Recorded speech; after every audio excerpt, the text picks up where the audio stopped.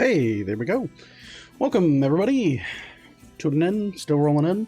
Did everything work in one button? Look at that. JJ, Morgan, Val, Colt, Bucky, Orville. We got everyone where they're supposed to be. Everyone's camera's working. My stuff's working. Got it in one. It's like we've done this before. I say that, and then something catches on fire, and that's the end of it. So, for everyone still tuning in, thank you for the raid. Oh, that's from you. Hi. Hi, you. You're here. Hi, you. For everyone tuning in, welcome back to Second Wake. I should probably turn this down slightly. I don't know how loud the music's going to be.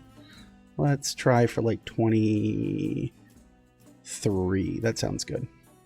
So for everyone tuning in, welcome back to Second Wake, our weekly Dungeons and Dragons campaign with me, your DM, Kareem Zamir, the DM, writer, etc., guy to blame for everything when it goes wrong. The wonderful crew of the Weavers Chosen of Lady Tristina Galanti are the 6 individuals. I need like a camera where I can be like, these people. But to my left and to my right are our fantastic players. We are on episode 7. That's one for every day of the week. There you go. 7 episodes? 8? 7. Yeah, so that's pretty cool. Some quick things just before we get started.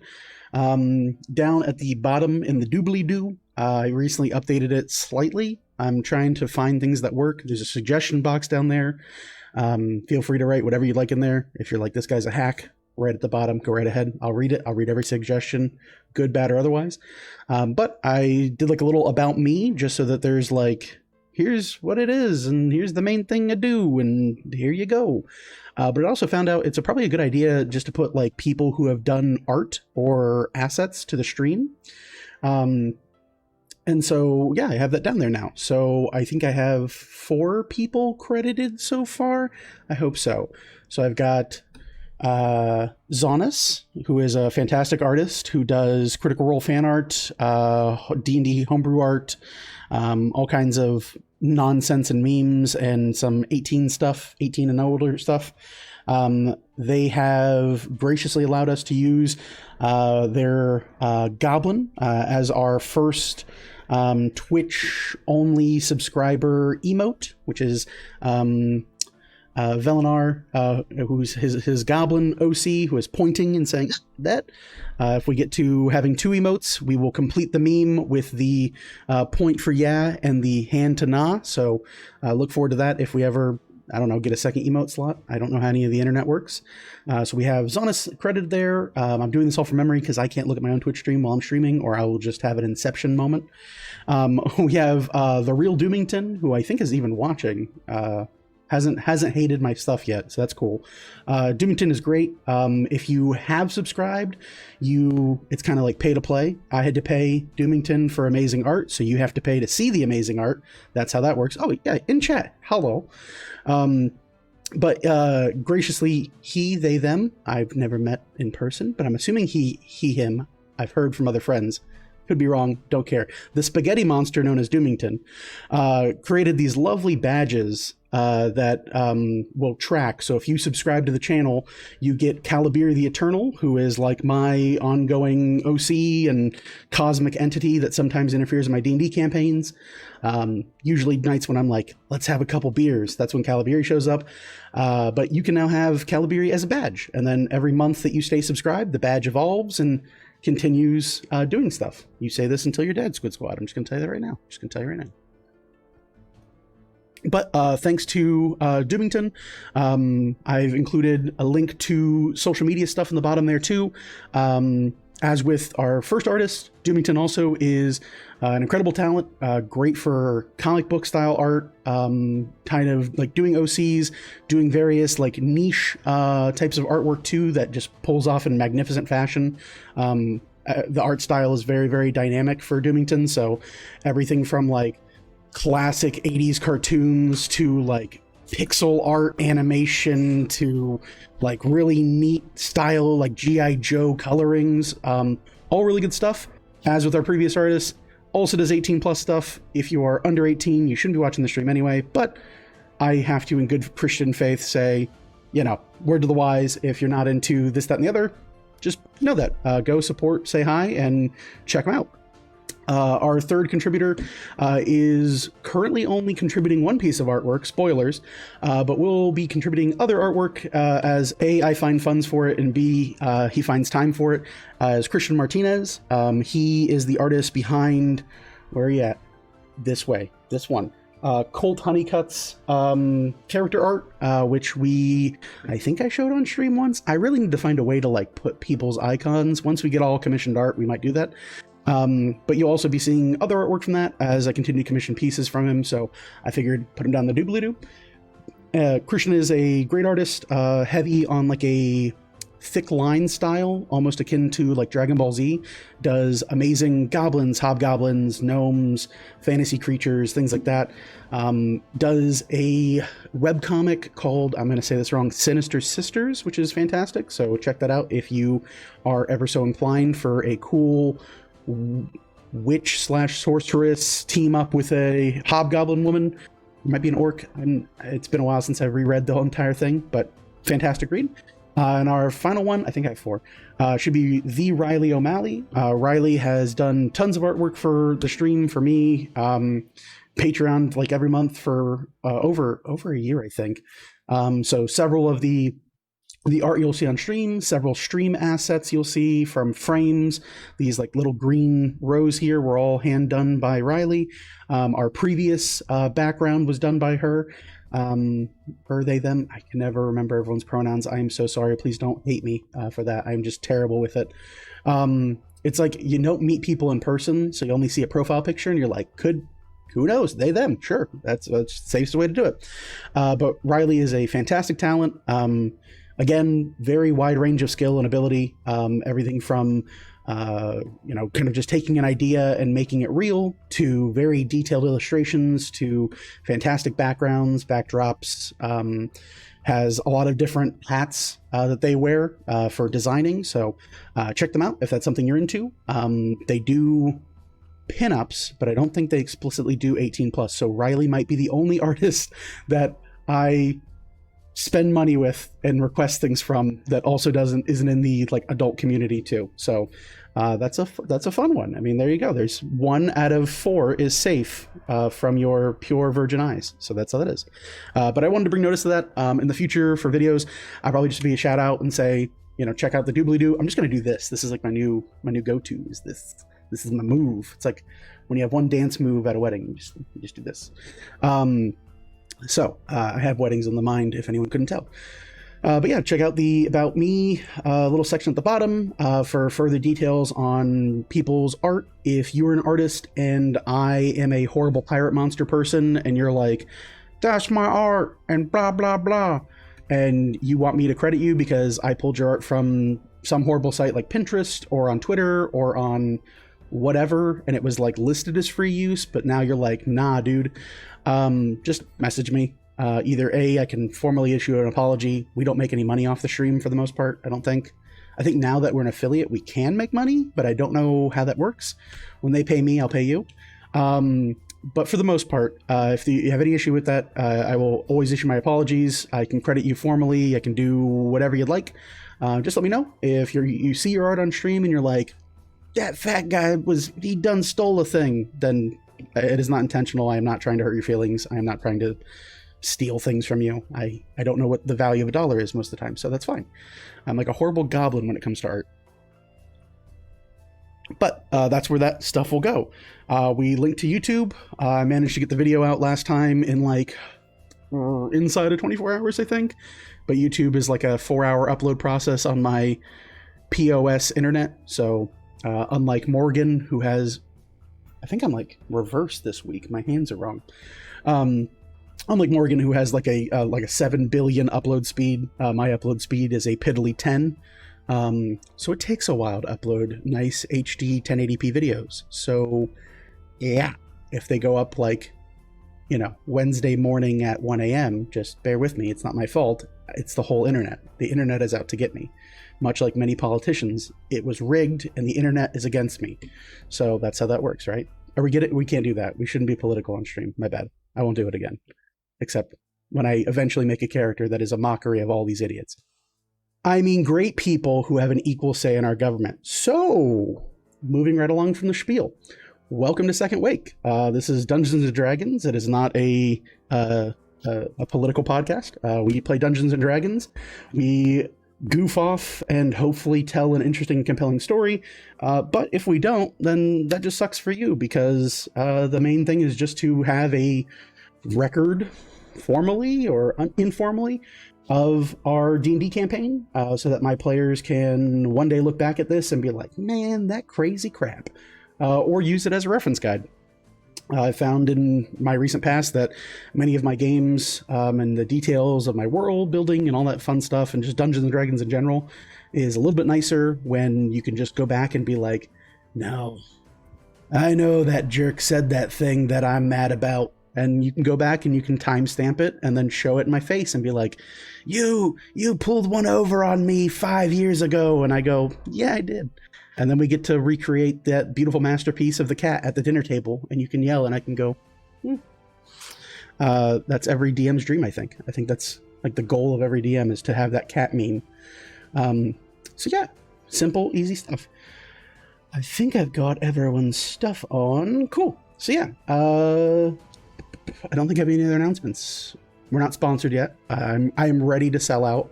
So this hat, free advertising space, my beard. If you sell beard charms, hit me up. I've got like a solid 6.5 inches. We are ready to sell out. The economy's in the toilet. We are ready. We are ready. 7 episodes in, time to sell out. If Tesla sponsors me, I will say Elon Musk's name before every cult story. I just want a Tesla. That's all I want.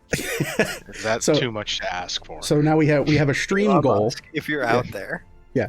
The stream isn't sponsored by Tesla, but it sure as shit could be. It could be. Yeah. Yeah. This is an opportunity, Elon Musk. I think you're human. I don't think you're a lizard person. I'm just saying, please sponsor us. He's not a lizard person. He's a cloud person. See, that's different.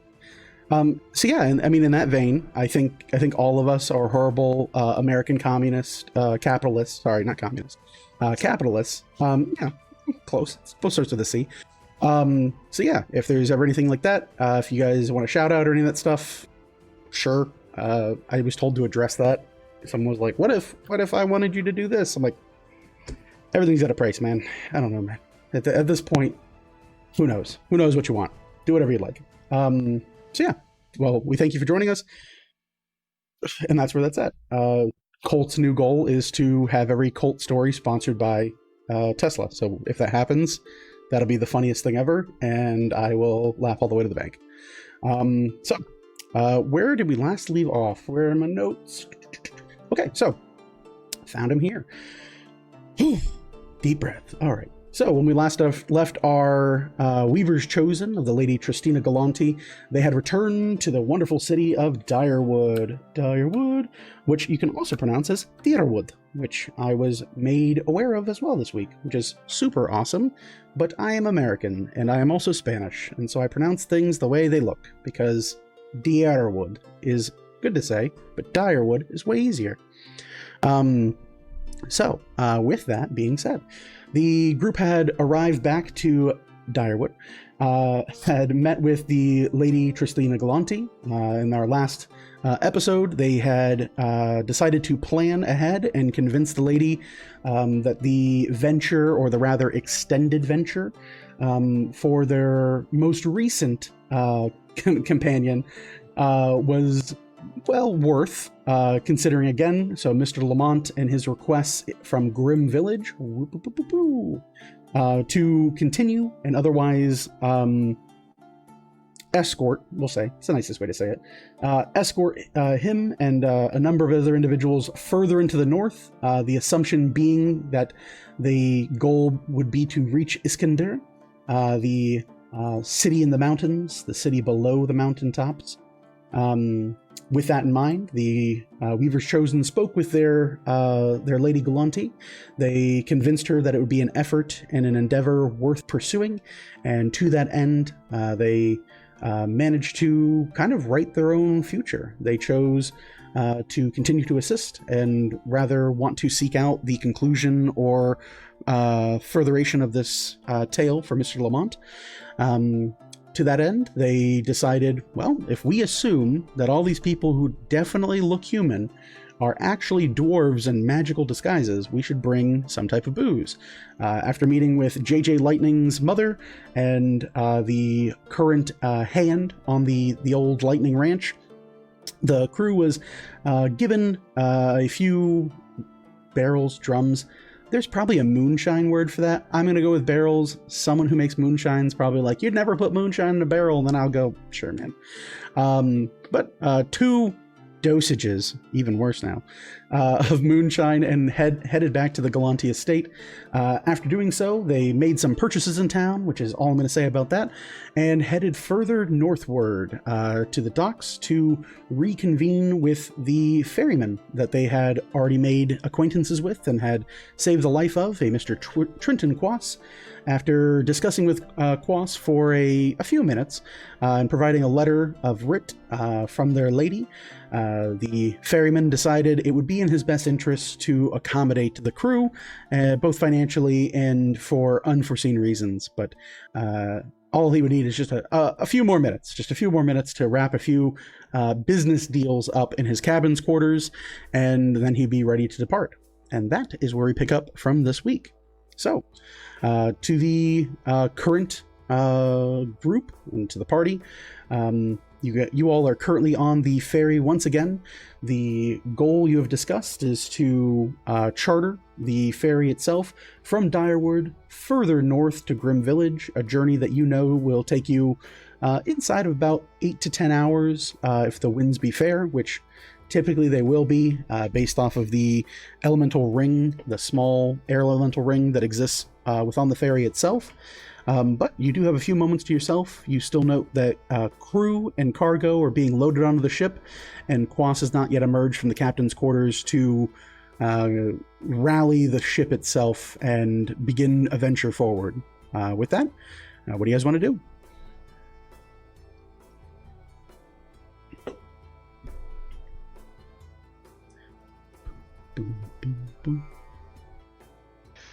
Bucky will run in and claim a bunk. All right. So you head below deck. You run by the cargo hold doors. You head downstairs, and you do see the kind of underside of the ferry itself. While a wider ship, you do note that much of it is cargoed space. There are different eye-hooked screws that sit in the wood and grain of the ship itself, along the various planks and pylons of it, that are used for strapping down or otherwise securing cargo. But you do see along the walls of the underside of the ship a number of long cloth hammocks that kind of hang listlessly against the wooden frame. But easily enough, you grab yourself a bunk.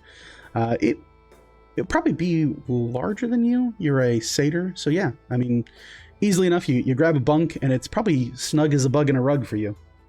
You and Orville are going to have zero problem sleeping on the ship. Speaking of sleeping on the ship, can I try and find Fortune's bunk and then claim that one as my own? You want to be that guy? Yeah. Oh, absolutely. Okay, yeah. Go ahead and roll me an investigation check or insight, your choice.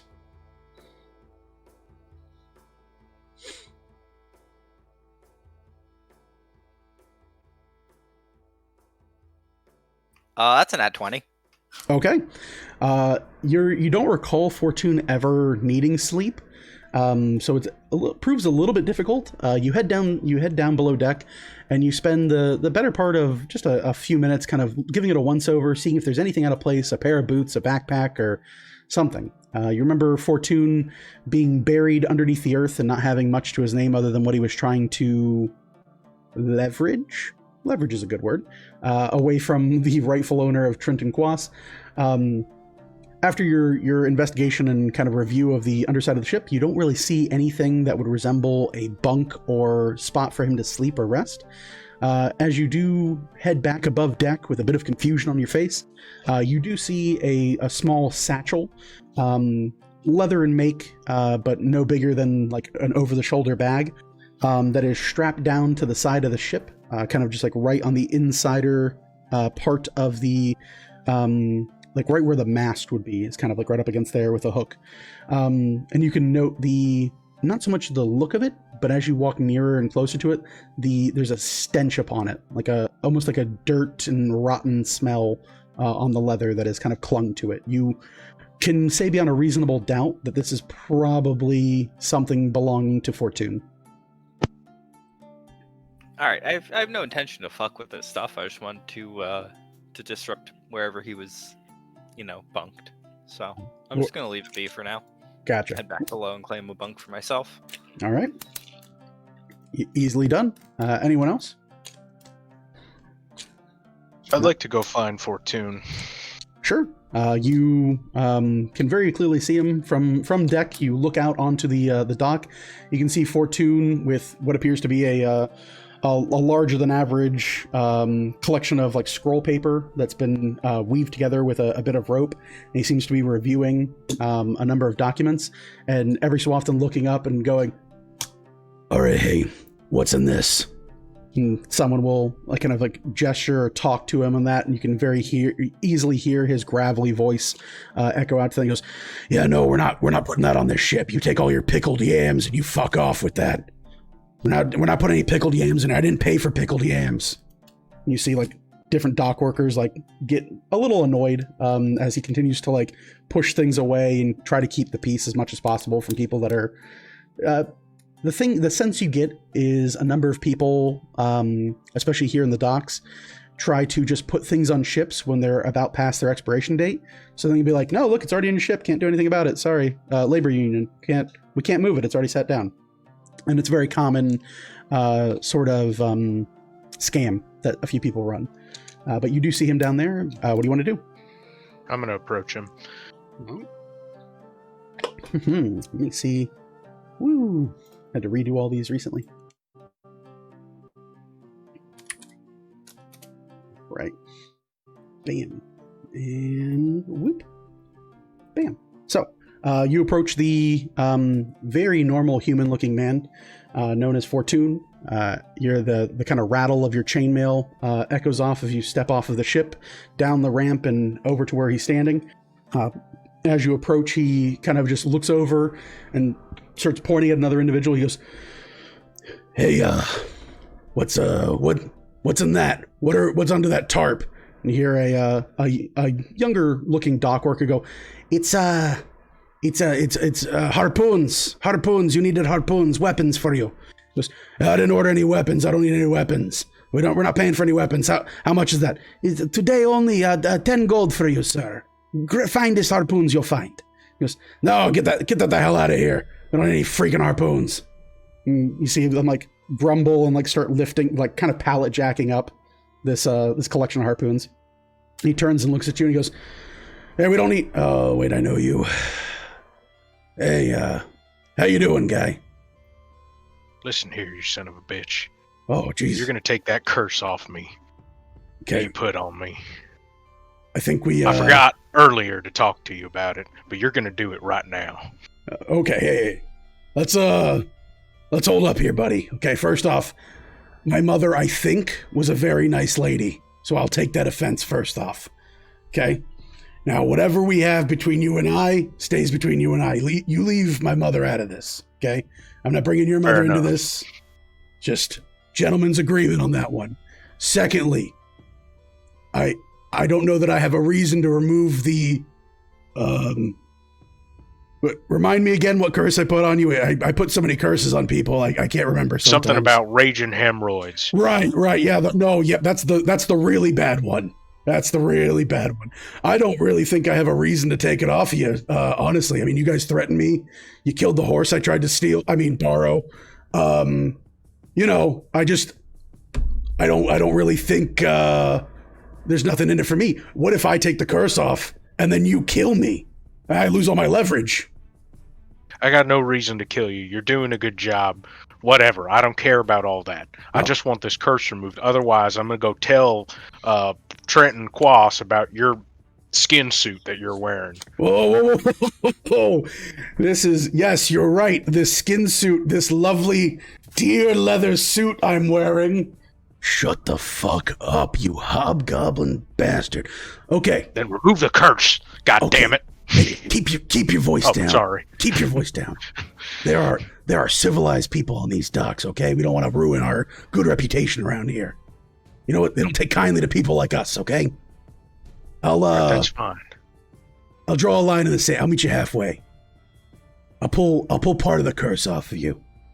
No, 100% of the curse needs to go. No. See, no. That's not how this works. If I pull the whole curse off, I lose all my leverage. I'll just make it to where you got like an itch. I'll pull the hemorrhoid part off. Deal. But I'll just leave you with the itchy part. Listen, I don't want any damn curse on me. None at all. Now, I have the leverage here because I go tell that captain and all these people what I know about you. And it'd be real easy to find out. Yeah. All right? I mean, so, fair. I'm the one that has the leverage here. I promise you, I give you my word as a soldier that I ain't going to tell nobody, but only if you're going to remove this damn curse. I got no problem with you otherwise. I don't give a shit what you done. Just remove this damn curse, the whole thing. I'm tired of this shit. I'm waiting for those hemorrhoids to start acting up, and they haven't, and it's scaring me more than if they just started. The waiting is the worst part, really. It's really, I mean, the ancient demi-gorgon mummy that I worked for, or used to, formerly. Real sick son of a bitch, these curses. Oh, yeah, you know, I like you. I like the cut of your jib. You really got me by the rotten cojones here. So, all right, on your honor, you never tell anybody what I am. I'll remove the curse. That's my condition. Fair enough. I will never tell anybody about you. Yeah, no, I can't speak for anyone else, but I personally will never say anything about who you are. Yeah, tell anyone. Yeah, I mean, that's about the long and short of it. But just know that, like, if you ever cross me, curses, all of the curses. I ain't gonna cross you if you're gonna start cursing all willy-nilly. I don't want hemorrhoids or fucking boils and shit. I don't need that shit in my life. Hey, I'm just trying to keep myself safe over here, okay? Sorry for cursing so much. It's all right. We're an 18+ stream. All right, so yeah, no, I think we're good. You got yourself a deal there, Hobgoblin man. All right. He'll reach his hand out to you. Do I hold your hand or something? No, you just shake my hand like a man. This is agreement. You never had like a deal with a metaphorical or literal devil before? Wait, you're a devil? You didn't say nothing about that. I'm a third devil on my mother's side. You caught me. Since we're being honest about this, I'm also 1/37th wood nymph on my brother's side. That's why my curses are so All right, whatever. I'll shake your hand, but don't you dare steal anything else from me or this. Whatever. I'll just shake his hand. Deal. And he like shakes your hand, and he's like, all right, now I got your hand here. Gonna remove the curse. The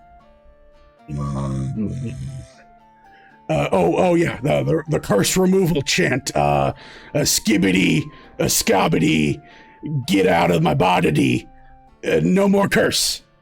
And he slaps the other side of your hand, and he goes, that's it. Don't tell anyone my magic words. If you tell them, it reverts the curse. I won't. It's very important. I feel better. You were all kinds of cursed. Yeah. All right. We have an accord. We have an accordion? No, an accord, like a deal. Oh, yeah, no, yeah, an accord, yeah, with the $5 words today. Yeah, no, an accord, yeah, we have one of those. You and I, accordin brothers. I don't know about brothers, but I'll let you get back to whatever you're doing. No more cursing any of the people in my party. Don't be doing that shit. I mean, you know, you guys got swords, I got curses. That's all I got. Just you let them know. You know, you mess with Fortune, you get the curses. All right. I'm going to start walking away, and I'm going to be like mumbling to myself, who even makes a hemorrhoid curse? Why would you even do that? It's like all the best liches, man. So yeah, easily enough, you have your curse removed, and you head back to the ship. Does anyone else want to do anything?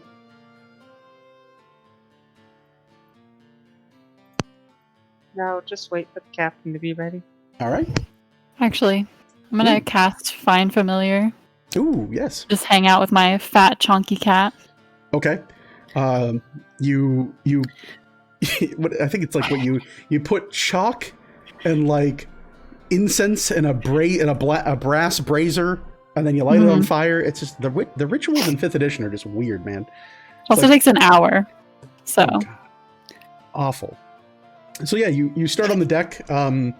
Just start chanting to yourself, and I don't know. I assume it's just in your instance especially, it's mostly just the Nyan Cat song, like over and over again. Yeah, basically. You like chant to yourself.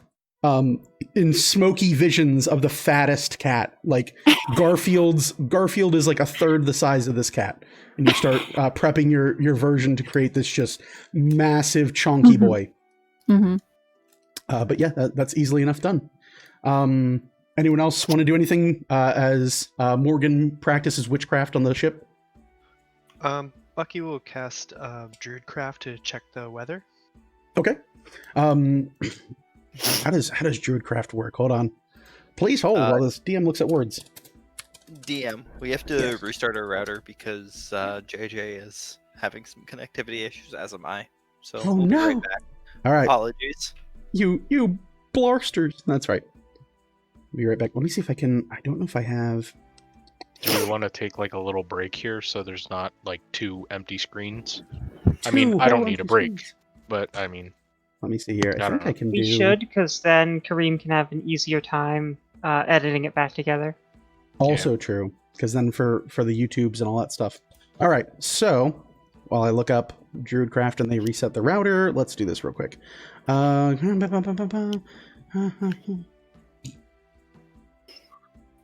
doesn't tell you the weather. I don't think it does it? You drunk bastard. You can create Yeah, a harmless sensory effect.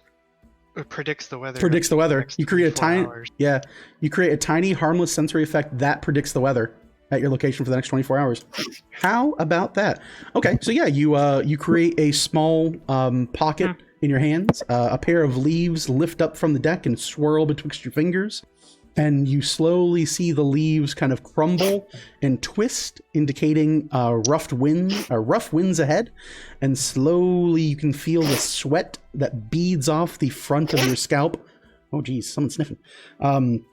Beads of sweat kind of pool off the front of your forehead and begin to swirl betwixt your fingers, indicating light rain. I'll relay that to the crew. All right. You tell many of these sailors who you're like, hey, I think there's gonna be rain ahead, and you see one of the newer recruits, this kind of older looking man, probably closer to like his 50s and 60s, and he looks you up and down and he goes, I don't know about no satyr boy telling me what the weather's gonna be, but I'll tell you my bones are fine. Yeah, see, now this is a good idea. All right. We'll fix this in a second. So, as they reboot, and we're back. Okay, cool, great. There we go. That way I can make the edits really easy. Bucky, you do your Druidcraft. You manage to make sure all my audio levels are coming in. Cool. You manage to predict that there'll be high winds and some light rain ahead. You tell this to the crew, and you see this older gentleman kind of look at you and go, I've been sailing for a long time, and there ain't no reason that that there's gonna be no rain or no wind. I can feel it in my bones when it's coming along. I wouldn't worry you none. How about this, old timer? Let's make a bet. Okay, a bet. I like a bet. What are we betting for there, Satyr boy? How about some gold? Some gold? You a high roller. I'm a sailor by trade. I can't sell you the tooth out of my mouth. How about we bet on something a little bit more reasonable? Maybe a couple of coppers. Sounds good to me. All right. Obviously, you've got money to lose, but why don't we call it 2 copper coins? If there's rain ahead, I'll owe you 2 copper, and if there's no rain the whole way, you're gonna pay me. All right. How about this? If it rains, I'll give you double. If it does rain, you're gonna give me double. This doesn't seem like a fair bet. What's the rig? I mean, if it doesn't rain, sorry. Oh, if it doesn't rain, you're gonna pay me double. Yep. Okay. What do I owe you in the case are we richer in this deal? No, just I'm confident. Okay. All right then. A deal it is then. 2 coppers versus your 4 coppers. You're gonna be eating good tonight. Starts walking like back on there. You hear from down on the pier like, "Hey, no slacking." And you hear like, "Oh, yep, hold on a second, I'm gonna get that rigging." And runs up and like starts working the ropes. Morgan's doing her ritual. Bucky predicts the weather. JJ Orville found a bunk. Colt had his curse removed. Vel and JJ, anything you guys want to do? I think Vel, you said no. You want to wait for the captain, and then JJ. Beep boop boop. JJ's good for now. Good for now? Everything. Yep. Okay, I'm going to turn you up to 146. There we go. All right, easily enough. So, time passes. Before long, those of you on deck of the ship see the captain's door open. Two individuals in very tall, kind of like embossed cloaks, with the cloaks pulled all the way up. Kind of like almost like a bit of stardust that twinkles on the outside of their cloaks, kind of reflects the sunlight. They both egress from the captain's quarters, and you see Trenton Quas emerge after them as the pair leave the deck of the ship and head off onto the docks. Trenton looks you all over and has a bit of a smile. He goes, "Oh, yes, welcome. What a wonderful morning, and now we are set again on a miraculous adventure. Truly, my friends, I think we can call each other friends. I do believe we have quite the endeavor ahead of us, a journey to the far north, a bit of expedition and wonderment far beyond the reaches of our well-known places. Welcome, once again, to Quas Questing and Expeditions. How does the day find you all?" He very much gingerly smiles at the few of you who are still on above deck. Yeah, pretty good, I suppose. I'm just ready to set out. Oh, yes. Well, we'll be setting out none too soon. I can see here, and he looks over the railing. He goes, "Fortune, my good man, have you already procured the necessary provisions and replacements that we will need for the ship?" And you see Fortune kind of look up and look around and goes, "Yeah. I think we're good, Mr. Quas.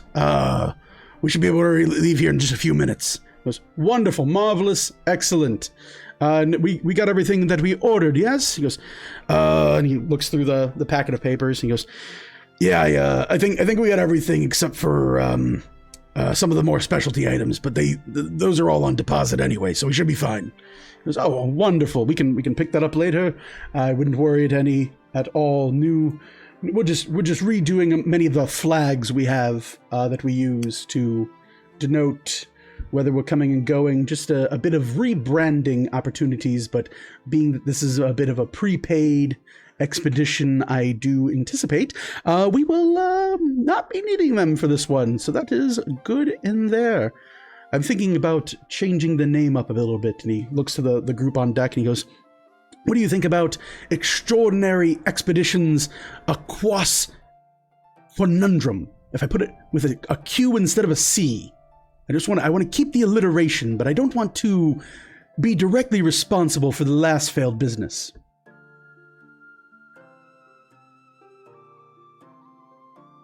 Speechless. I hear it. I know. Such a fantastic idea. How about Trenton's Travels? Trenton's Travels. Now, that's rather interesting. I do like it. Trenton's Travels.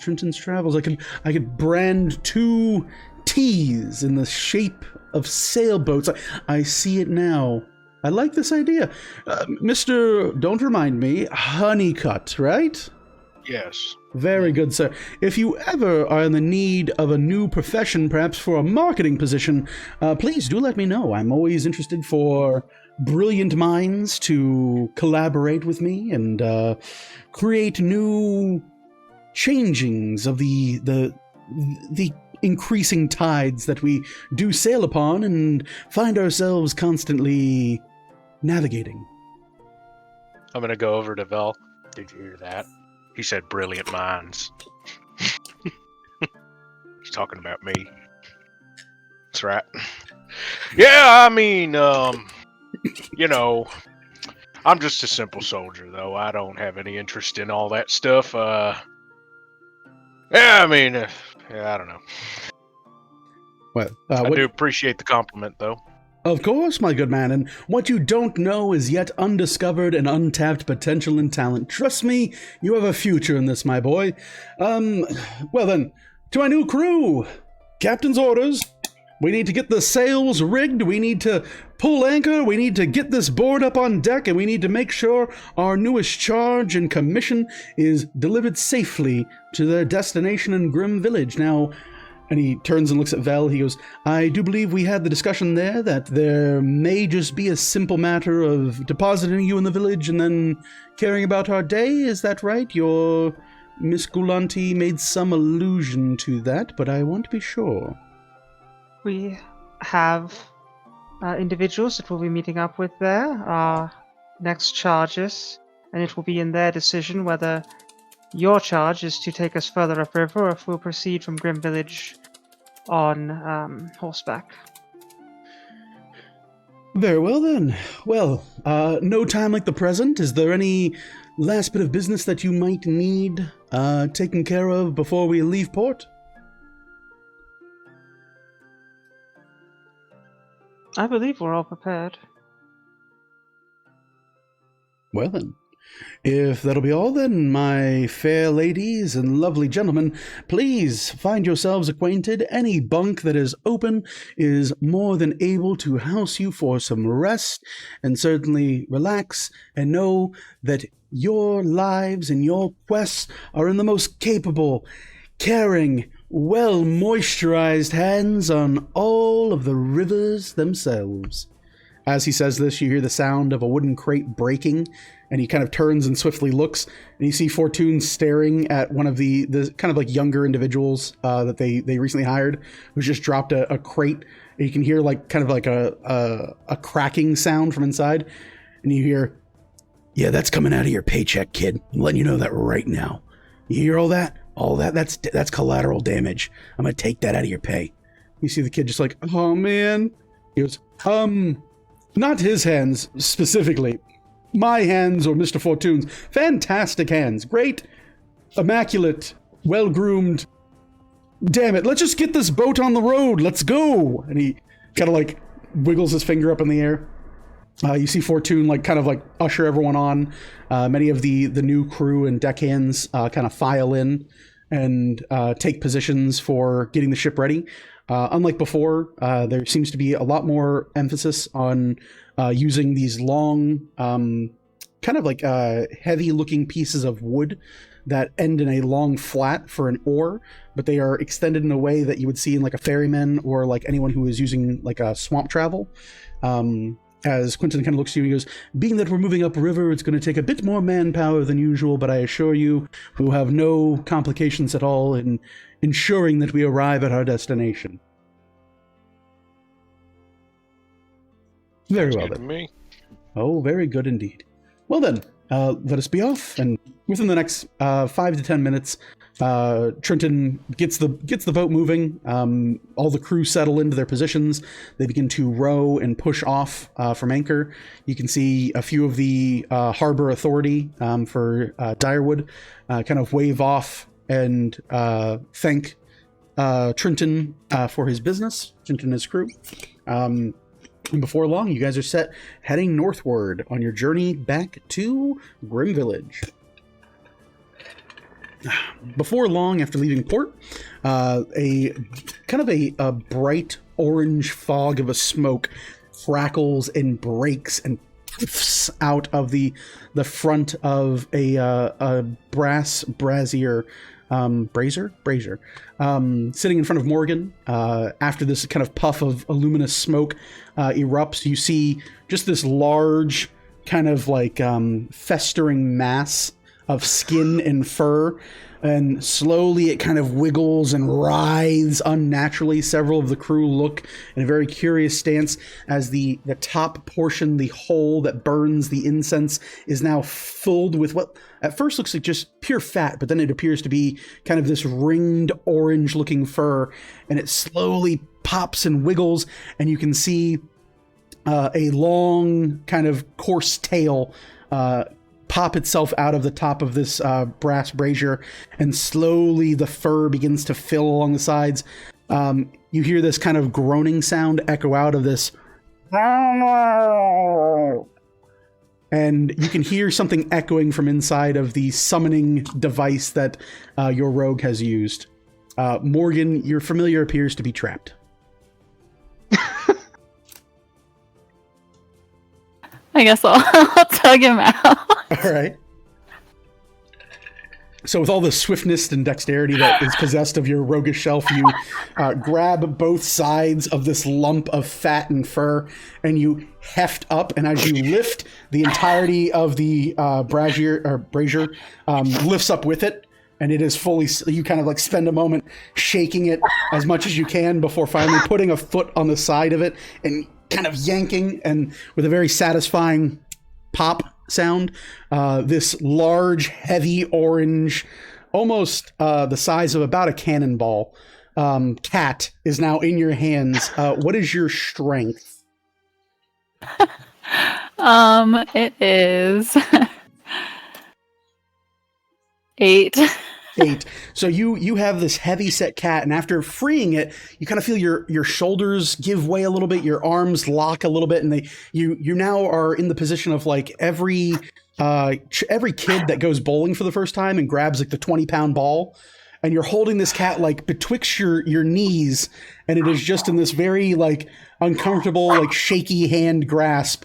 You all see this very lethargic looking cat kind of just look out onto the deck of the ship, and you hear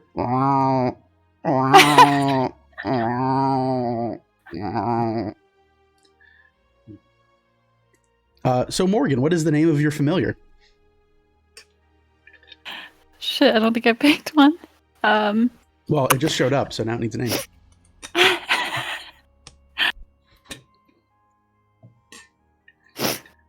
One second. It's Vizier Chunkini. Vizier Chunkini? I'm going to have to write this down. Dear God. Vizier Chunkini. My God. Of all of the names of people.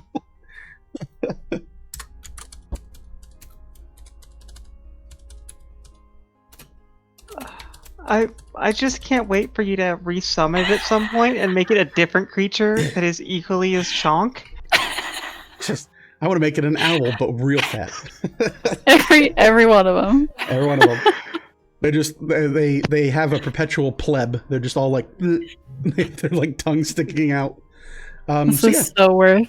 You see this very, very heavy set cat. As you set it down, many of you, the onlookers and fellow sailors, kind of curiously look at this massive cat, and they try to figure out the witchcraft involved of a larger object appearing within a smaller container, and not quite like, did she have a cat stuffed in there the whole time? That poor cat. I mean, it looks like it eats well enough, but dear Lord, that can't have been comfortable. It just kind of like slowly, it has a moment where as you set it down on the deck of the ship, you can see that its legs are none too tall for the size of its body. It's just slightly above being a rug hugger. Is it a munchkin cat? It's like it has like munchkin cat legs, yeah, but it definitely has eaten more than its fair share of spell components. And as it kind of like stands up, you see it shakily stand on its little nubby legs, and then it kind of like thinks better of itself and just drops onto its belly and tucks its legs underneath the folds of its fat, and it lays there looking much like a tailed potato.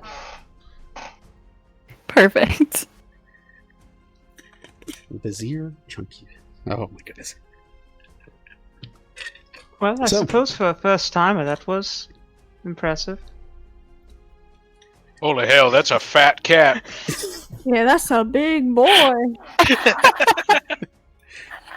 Wonder if the familiar is a window into the summoner's soul. That's pretty accurate, actually. The cat is every food that Morgan couldn't afford growing up as a street waif. She's just like, I could never afford all these things, so my cat is an illusion of what I always wanted. So yeah, now we have two familiars in the party. We have Morgan's cat, and we have Vel's winged snake that sits upon her arm. Two very, very wildly different familiars in both shape and scale and functionality, but they exist, so there we go. Before too long, after the ritual is completed, you all note the fairy beginning to move forward with a bit of a clip. The new deckhands that have filled out the now 15 strong members of the crew are very adept at making sure that the rowing is done in equal measure and rotations are done about every hour to hour and a half. No one sailor manages to stay on the ferry propulsion for any too long. It seems like there's actually a system in place, and it's almost a bit awe-inspiring, or rather interesting, to see this level of adaptability and camaraderie among a crew that was just recently assembled as replacements to the event that will not be named, because we got these guys on the cheap, so we're not going to worry about them. As the ferry continues further forward, Trenton walks up to your crew, wherever the bulk of you are staying, and he kind of looks over and smiles. He points to Fortune, who is now behind the wheel of the ship, kind of just keeping it straight ahead and maintaining a good heading across the river. And he looks to you all and he goes, "So, level with me here. What wonderful feline you have there. But level with me if you could. This mission you have here, you had alluded to it going quite far north, depending on if your clientele are interested in doing such things here. Might there be anything that Trenton's travels," and he winks to Colt, "might be able to better assist your negotiating ability?"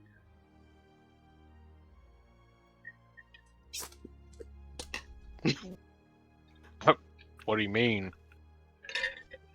Well, I understand this is probably a sale, is it not? Is it these individuals are not expecting to have such a luxurious ferry at their disposal? Likely they're used to much harder and much more perilous journeys by foot or by cart up north.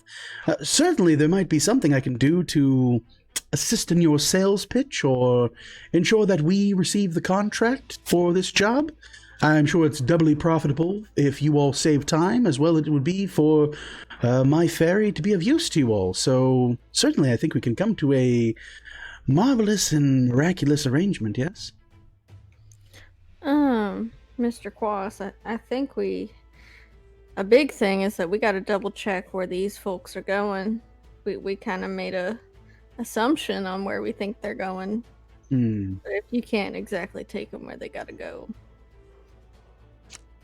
Well, fair enough, but in the event that it is something that is adjacent to the water, I do hope that you would reach out to me or allow me to speak on the behalf of both this newly minted crew as well as the, well, ability of the ferry itself. Surely there are a number of resources that we could adapt to and allow the use of and utilization of here on the ferry, and certainly, I mean, we could best any horse on the road. I just want to make that perfectly clear. Mr. Quas, Yes. what ports did you travel to most often from Grim Village? Your ferry went to Thunder Bay, but I was curious how much further beyond that. Well, here in Thunder Bay, there are not too many ports, and primarily the ship itself cannot, subside outside of a open ocean area. There are a number of small hunting chutes that are predominantly far to the north, just off the coast of Thunder Bay that we have utilized before. And, of course, we have been up to the trading post in Iskandir, as well as in the Barzulin colony at a time. As far north, though, I have reached, I believe, it would have been more than a year ago now, but we once had a stopover in Riska and attempted to go as far as Thule, but there were a number of trade negotiations that fell through on that issue. Of course. And seeing as the seasons are changing, have there ever been any issues with the rivers icing up? Of course, there is always an issue, or rather concern, when it comes to icy rivers. The one beautiful thing about keeping so close to the coast, however, is that much of the ice is already packed and thickened by the time that the winter arrives. To that end, we keep a number of small armaments that we can utilize to better suit to break up the larger pockets of ice. It more or less helps our cause as well, being a ferry, that we aren't traveling at such a speed as to cause a true detriment in the event we do collide with any unforeseen difficult terrains.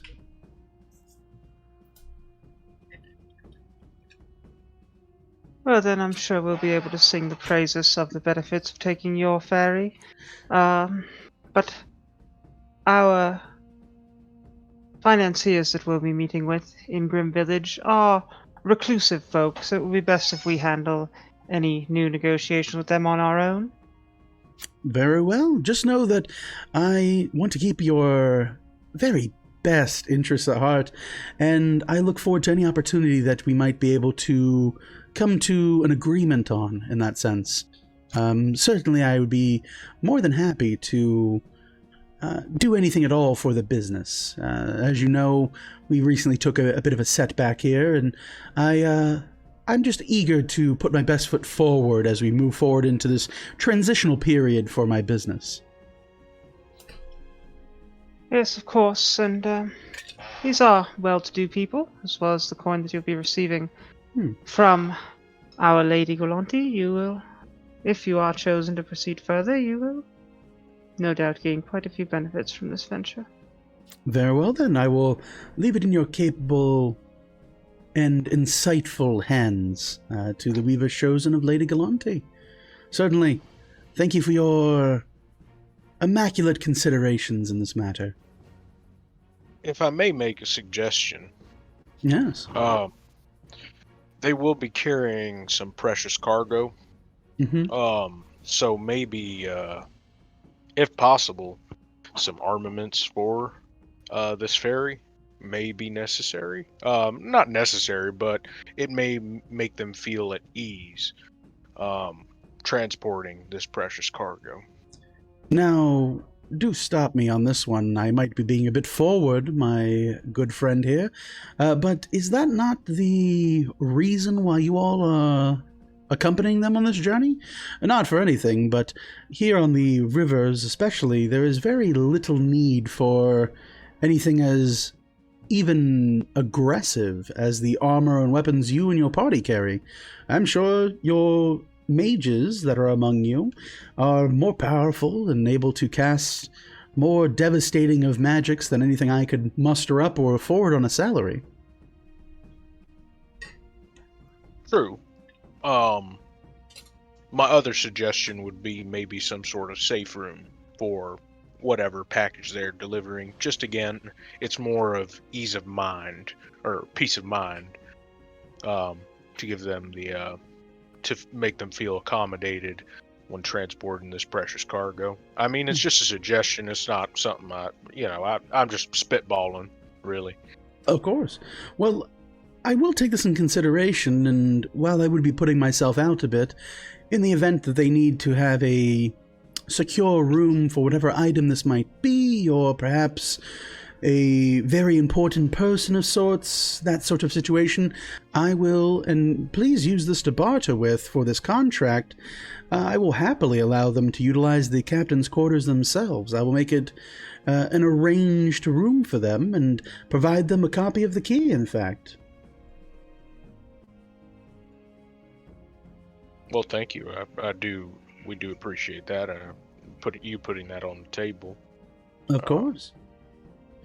It serves no other purpose on my end to, well, attempt to do anything other than make and accommodate our clients and potential clients' needs. And in this sense especially, if these individuals are, as you say they are, rather well-to-do and well-funded, we want to, of course, put our best sails forward on this venture. I agree. Very well. And don't you have any worries there. While you all are all capable fighters in your own right, I can speak from first-hand experience about Mr. Fortune. He is a consummate gentleman and quite a powerhouse. I've seen him lift several crates over his head already, and my God, for a man I have yet to see work out, he certainly carries himself quite strongly. Yes, he does. I do like that Fortune guy. Honestly, one of the best hires. One of the best people you've ever introduced me to. So, thank you. He's tremendous, even very, very affordable. Tremendous. Oh God, keep doing that. He's the best people. All right, we're good. I had to get it out of my system. But kind of following this conversation, Trenton Quas looks to you all and goes, "Very well then. Certainly, if there's anything I can do to make your ride this afternoon any more accommodating, please do let me know and I will make sure it's done. We don't have any entertainment. I have yet to arrange for a formal pianist or accompaniment You said bard. that. You know what's going to happen now. Well, certainly. I mean, I'm quite aware of your intrinsic abilities possessed among your party, and you're more than welcome to inspire the crew with a bit of a jaunty tune.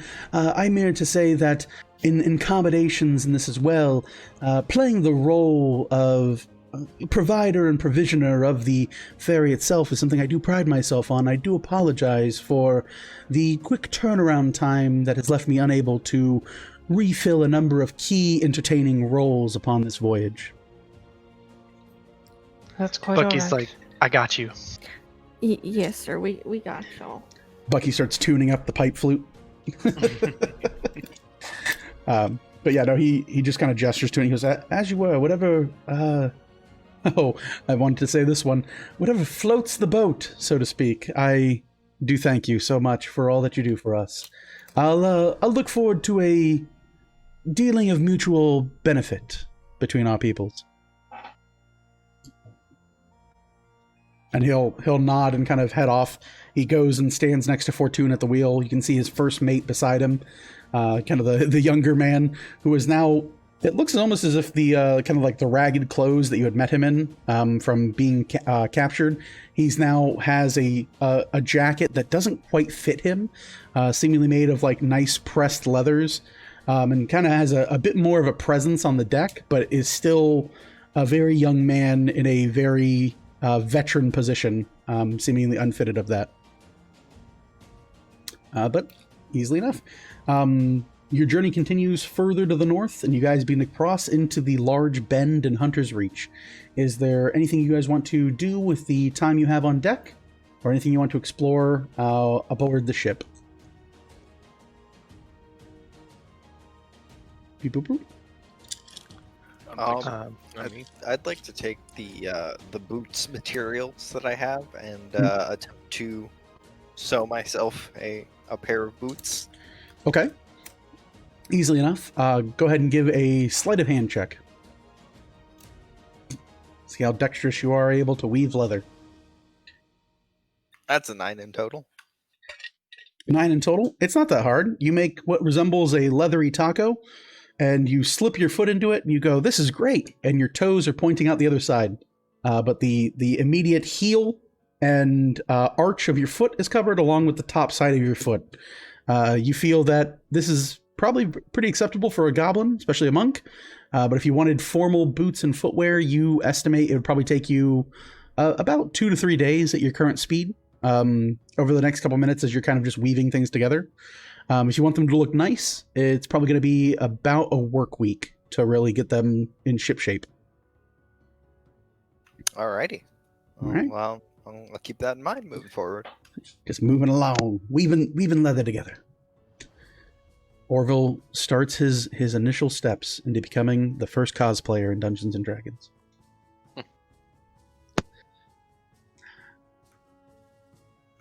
JJ will play for the crew here and there, and she's also going to read her books some more. Okay. And Bucky tuning up. Yep, Bucky will join in on that performance. Okay. So if each of you can make me a performance check, and we'll see how well you inspire or horribly, horribly harm the crew. I got a 24. Oh my god. Oh my lantas.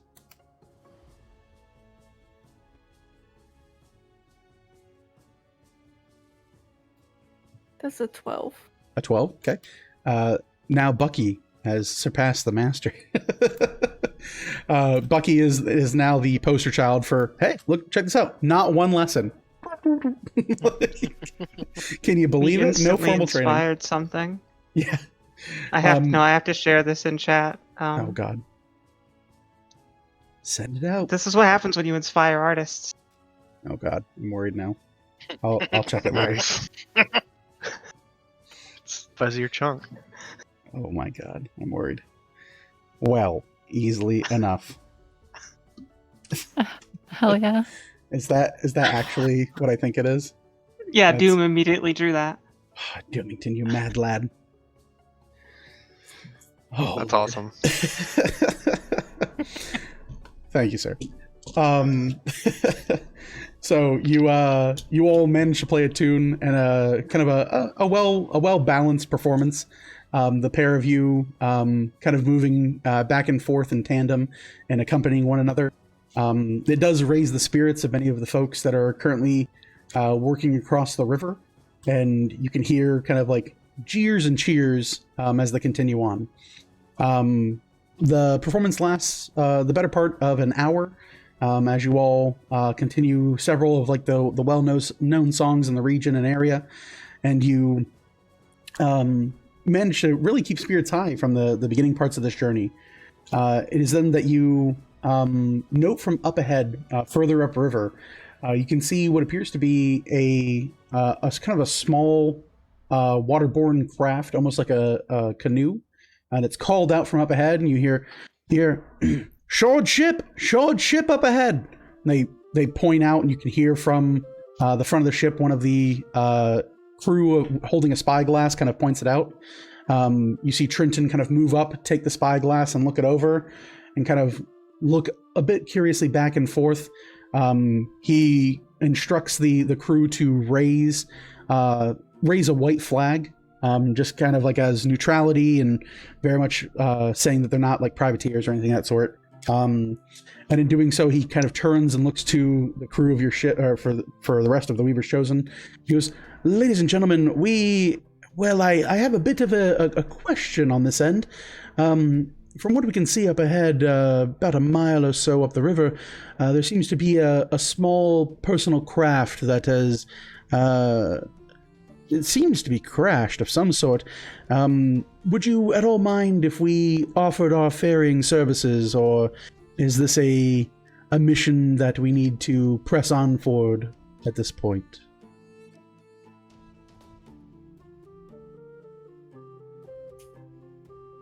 I mean, I'm always willing to help. I mean, I don't know how the rest of the group feels. I mean, I think we had a week and we're on what, day 2? Mm-hmm. Yeah, I reckon we got time. Yeah, we got some time. Well, all right. Yeah, then. picking up hitchhikers never goes wrong. Like, they seem like nice enough folk. I'm not sure. They seem to be wearing a number of hunting leathers and things of that sort. Well, maybe we should meet him. And I'll leave it in your judgment then. Standard fees and the like. I'll be on tap for any needs you might have as far as pricing is concerned. But why don't you feel them out? And if they're nice enough folk and just happen to have a poor run of it, then just give me the go ahead, and we'll make arrangements for them to be escorted to wherever they need to go. So with that, he Trenton calls for the ferry to slow down. They wave a flag out from the front of the ferry towards this kind of landed craft. You can see this kind of again, it's like a canoe, and two individuals standing just kind of near the river's edge. One of them appears to have some type of injury. They're laying on their back in a bit of pain and groaning. The other one kind of calls out to the ship, and you hear, "Hail, friend! Mightn't you be heading up north, further to Grim Village?" And you hear this kind of call out to that, and Trenton turns to you all and kind of gestures in your direction. He goes, "Please, after you."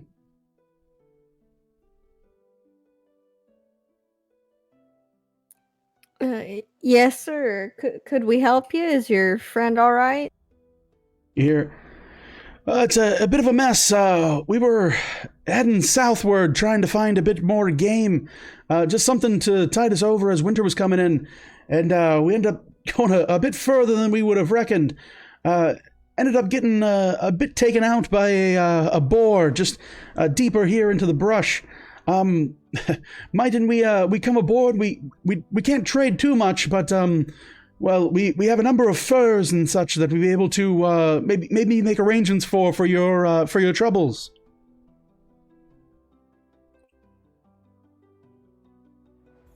I do need me a coat if we're going up north. I forgot to get one of those. Yeah, you kind of do. Could I come down and maybe help your friend out for a second so we could safely get him aboard? Perhaps. Mm-hmm. This is the individual you see. Boop. Bam. Yeah, as you say that, he Trenton kind of looks you over and he goes, and turns over and he goes, stop the ferry, weigh an anchor. Stop us here, please. Thank you." And you see a number of hands get to work and start pulling a bunch of the rope to kind of pull and bring the what sail and what wind you guys had down to very much slow you all to a crawl within vision of them. As you shout this out, he kind of looks you over and he goes, I would be very I'd be very, very thankful for anything you might be able to do. Just as a kind stranger to another, I would appreciate that.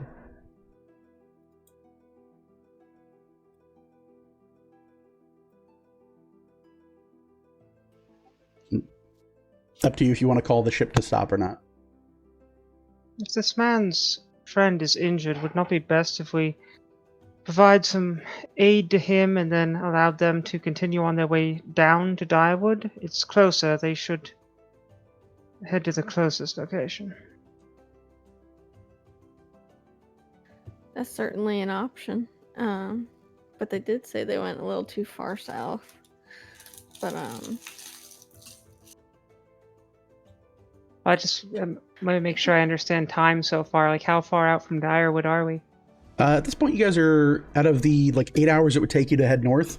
You all are at this point a little over 2 hours into your journey, give or take. So, still a bit under halfway. Someone this far south definitely would have to have been hunting for quite a bit and just following the river and trying for a specific thing.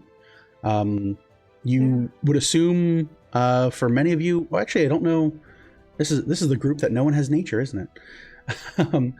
But Insight will tell you it is getting colder up north. So a lot of smaller game and creatures that are not able to survive in north would continue to head south and south as far as possible.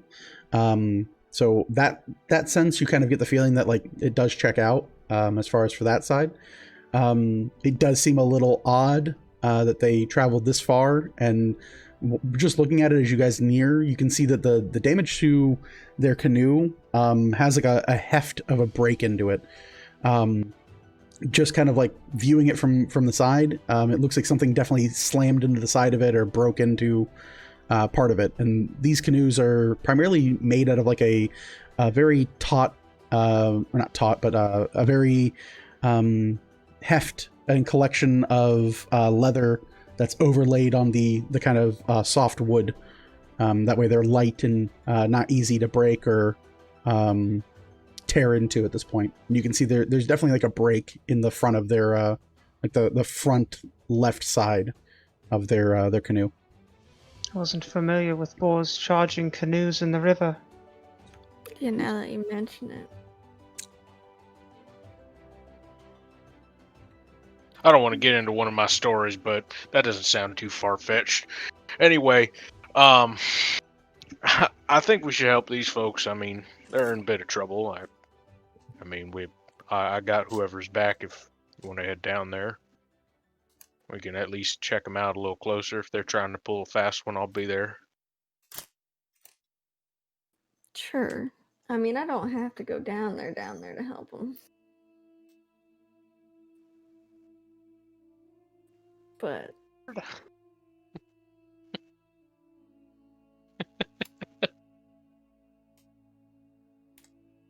How did you Anyway. crash? What? How did you crash? Oh, my apologies. We ran afoul of some colder waters here, and well, in a rush to get back into our craft, with my friend hobbling as he was, I foolishly stepped on the wrong side and kind of tore the front of my boot through the side of our vessel. A complete amateur mistake, if I have to admit it. Well, if panic truly took them and the rest of you want to help them, how about it? About this time, Orville comes up below deck. Now, what in the hell did we stop for? Yeah, at this point, you guys are at like not even moving. It's kind of like a listful drift towards like the shoreline. And you see a number of the crew are putting large wooden beams off the side near the shore, just to kind of push off from it and keep anchored and like stop from floating. well, these folks, they say they got overtaken by a boar and then crushed their own canoe by accident. But one of them's pretty hurt, and they're way far from Grim Village.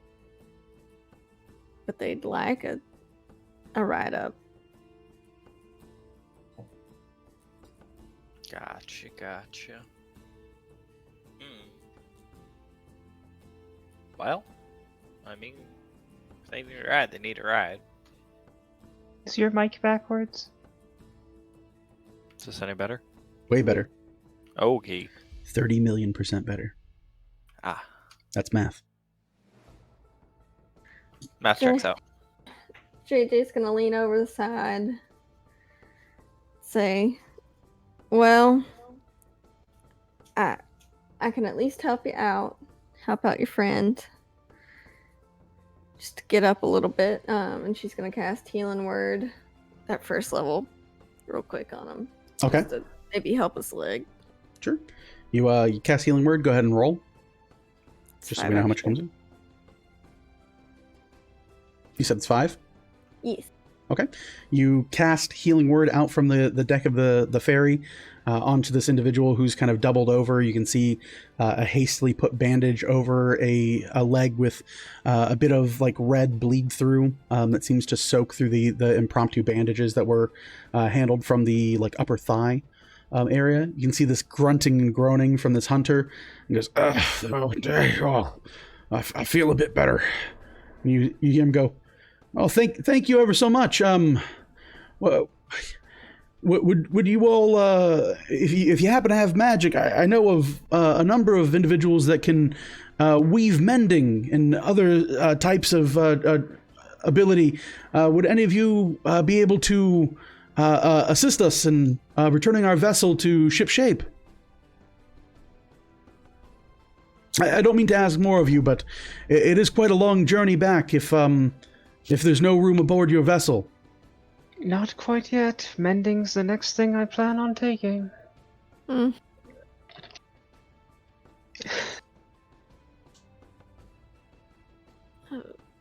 Unfortunately, sir, we do not have that ability, but folks, you think we got room for them, perhaps? Or maybe we should send them on down to Direwood. No, they won't be able to make it to Direwood with a foothold in their ship. Is there anyone on board who could quickly patch up their canoe? I might be able to use a shape water to make an ice patch for it. But that's about it. I'm always speaking to the captain here. Trenton kind of looks over and he goes, well, I mean, I would personally like to see the ice patch that Mr. Buck could do, but yeah, among my crew, I haven't hired back a leather worker. I have a carpenter, but I don't think that a wood slat is going to be the right thing to fix that. Yeah. I mean, again, by foot, it wouldn't take them more than 3-4 hours at most. Maybe a bit shorter if they ran the entire time. But it seems they have a bit of bad luck, wouldn't you say?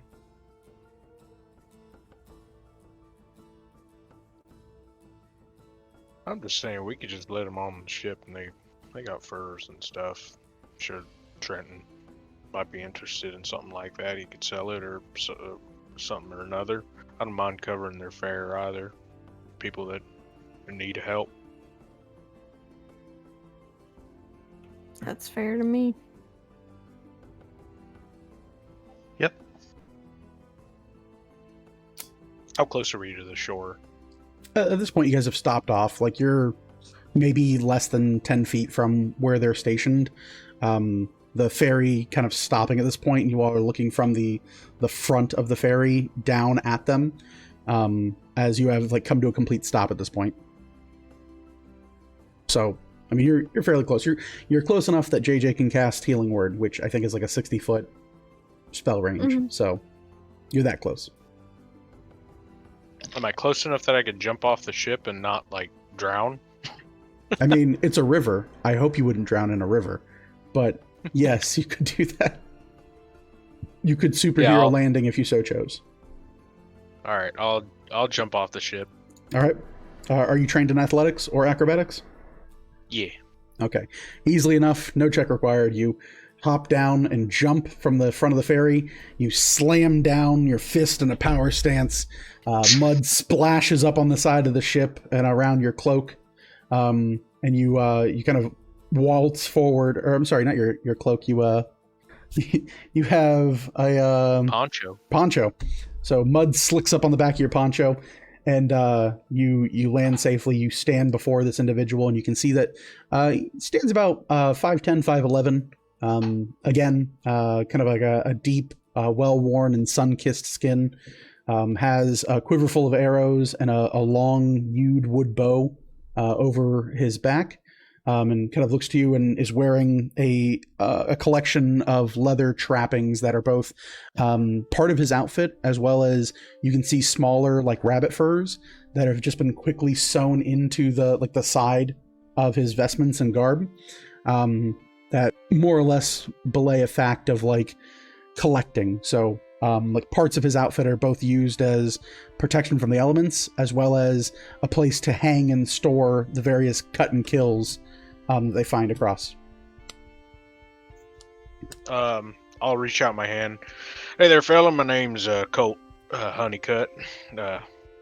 Just gonna help you. We'll give you a ride, I suppose. I'm sure it's fine. Well, thank you so much, Mr. Honeycutt. You can call me Heward. Heward Besmark. Nice to meet you. Nice to meet you as well, Heward. Do you want to maybe carry this canoe you got up on the ship? That way you guys can take it back. You don't want to have to leave it here. Is it small? Is it small enough that we can actually carry it? Yeah, Or is it a really it's- big canoe? No, it's a 2-person canoe. It'd be almost one person could put it overhead and kind of walk with it. So it wouldn't be out of place to be able to assist with that. As you kind of say this to them, you see, you can hear Fortune grumble, and you can hear the echoing of his voice. Goes, "All right, go ahead and lower a plank down for him, unless they're gonna throw the thing up here. I'm not jumping down there. You're fucking crazy." Like, and slowly you see you hear the wood kind of like tuk, tuk, tuk, tuk, tuk, and the planks get slid down from the side of the ferry into the muddy side of the riverbed. You see him. He goes, "Well, thank you." And he turns and looks to his friend, and he goes, "Julius, are you able to stand, my friend?" And you see the previously injured huntsman kind of stand up and go, "Yeah, I think I'll be all right." And gets up and starts kind of like hobbling. You can see there's a bit of discomfort in the leg, but you can tell that it's enough to put weight on, and has been kind of patched up. Hobbles their way onto the ferry, and you can see Heward look to you and go, "Yes, please, if you could assist me with the canoe, I'd be greatly appreciative." And he grabs up the canoe and kind of like hefts it and yanks it out of the third of the water it's still sitting in, and the pair of you easily move it on above deck. Heward, after assisting with that, heads back down off the ferry and starts to clean up what supplies were scattered among their camping site before returning on ship with a heavy laden pack. As you do that, you hear Fortune call for the planks to be pulled back up, and in doing so, the ferry is given the go-ahead by Trenton Quast to continue forward. Heward kind of looks you all over, and he goes, "Again, I thank you all very much for managing to stop for us, and making sure that you're effectively being such great citizens of the land. As I said, I don't quite have a coin purse on me, or be able to afford whatever fanciful costs might be involved with a ride like this, but we managed to catch a number of small game, rabbit, pheasant, and a number of turkey. If at all that interests you, or we could call it a bit of a deal, we could provide that out of our catch. I'm effectively going to have to call this entire hunt a wash." Well, I gotta make me something warm. I'm a big old guy. I guess I could just get a mishmash of turkey and pheasant and all that, and have someone just put it all together and look like a crazy person. I'm fine with that. I don't care. It's effective. How much for your wares? I don't want to leave you empty-handed, man.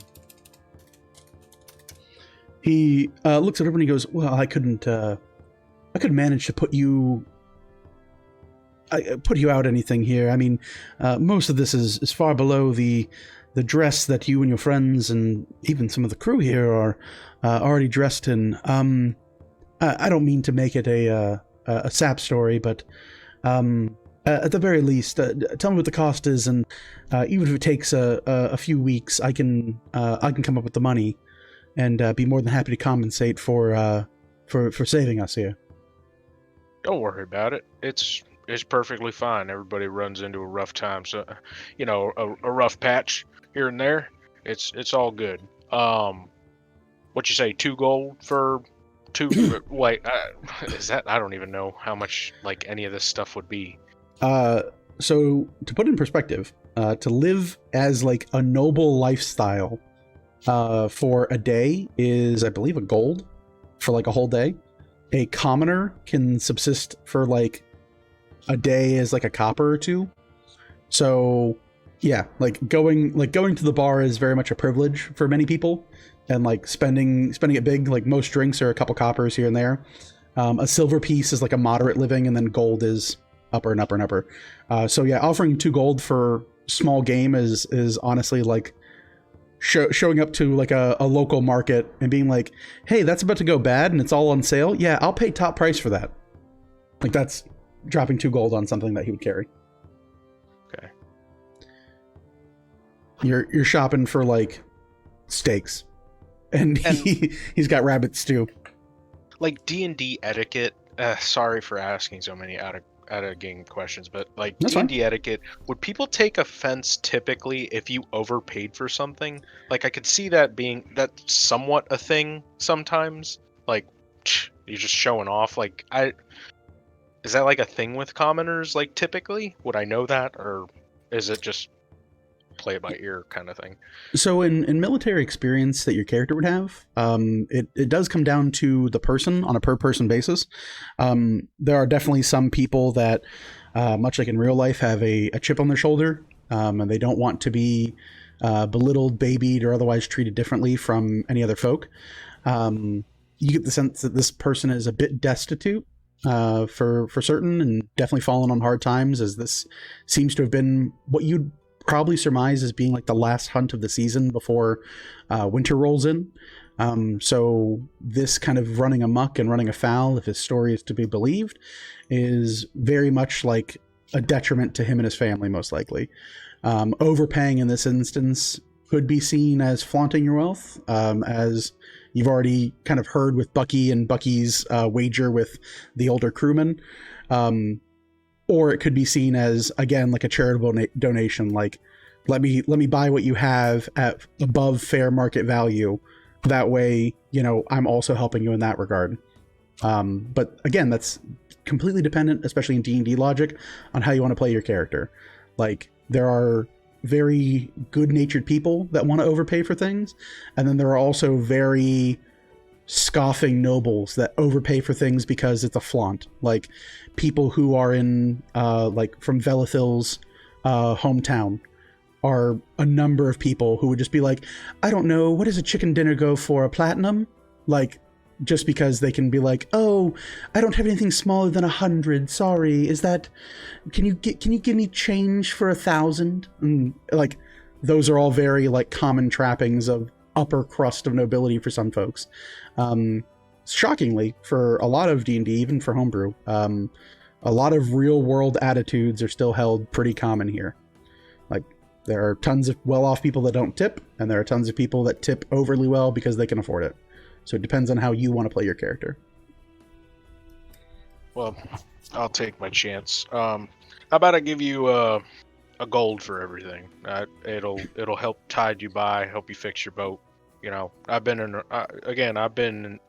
your same position, and just want to help out any way I can. He kind of nods a bit. He goes, I definitely understand that, and I certainly thank you for the offer. I don't quite know how fair it would be, but I don't think I'm in such a position or too proud that I'd turn down such a nice offer.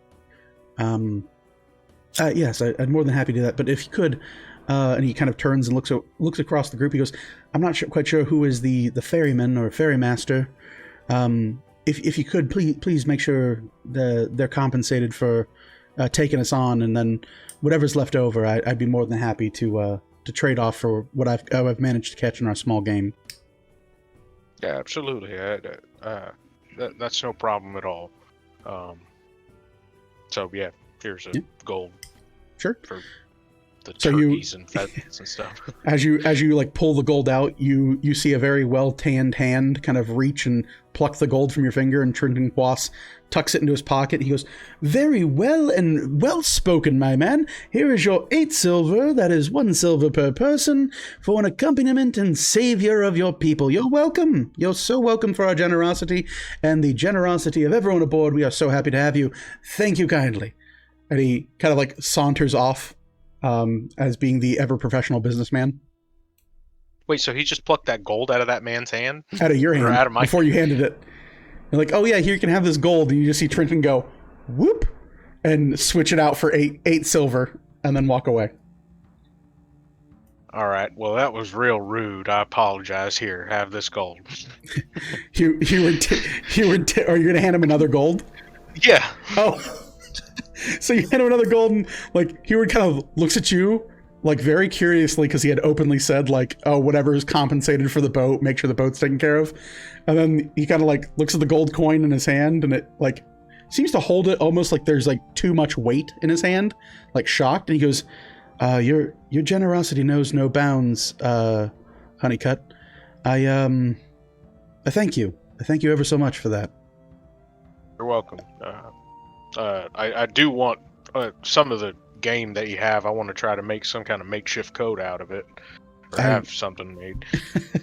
I mean, you're more than welcome to it. And he goes over and he kind of pulls the heavy sack that he had slung over his shoulder and produces what appears to be like a very bloody looking kind of cloth weaved bag, and inside he kind of just hands it to you, and it's not so much dripping, but it definitely is like soaked through, and he hands this kind of like small hunting bag to you. He goes, that's everything we managed to catch on the ride down here. I wish it could be more, honestly. I do. It's not much of a fair trade on your part, but or on my part, I should say. But certainly, anything you can make of it, heads or tails, you're more than welcome to it, Mr. Honeycutt. I do appreciate that, man. Make yourself comfortable. I'm gonna go sort through this and maybe clean it up a bit. And of see course, what I can do. I thank you for all that you are. No problem. And he'll go and like meet back up with his friend Julius, and the pair of them, after kind of getting settled in a little bit, head down below deck and start finding a place to kind of make themselves at home. After a while, the ferry picks up bound speed. After checking the bag, Colt, you find the hunting sack is filled with 3 dead rabbits, 2 turkeys, and 5 squirrels.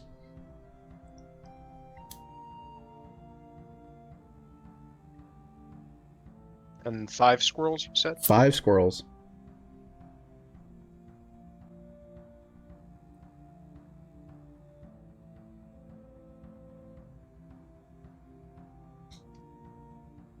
Suddenly math is involved in Colt's head. Moving on. I'm thinking of skins and seeing if I could actually make a code out of this.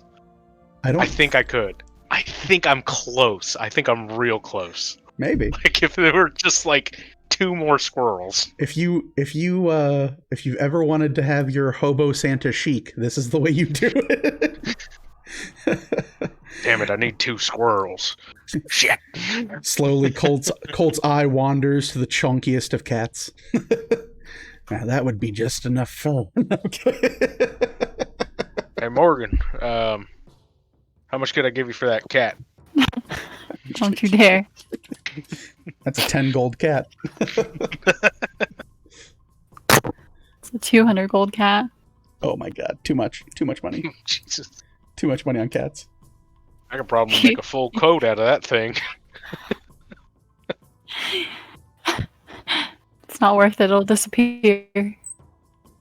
Or you could just get it to kill the squirrels that you need for you. It's true. That's brilliant, Bucky. He is for hire. I mean, if the cat can't chase him down, I got some traps that I can set.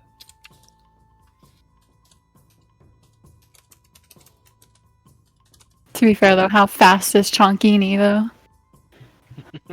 Chunkini can move at a brisk pace of probably about 10 Compared foot per to this move. squirrel. You know, the issue with your cat is not that it can't move fast; it's just how motivated is the cat. It is a Monday right now. It is a Monday, and Mondays are the worst days. For those of you that are joining us partway through, Morgan has an animal companion that looks a bit like this. Art, again, courtesy of Doomington. This is the most magnificent chunky boy that is now the familiar of our rogue. You got familiar art from him before I got him to do my snake. Oh, That was the fastest thing. the chunkiest of boys.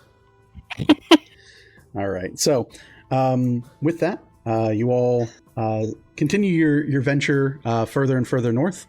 For the most part, it goes rather smoothly. For anyone who's keeping a keen eye out, you can feel kind of the wind picking up, and you can see the breeze on the trees begin to bend and move.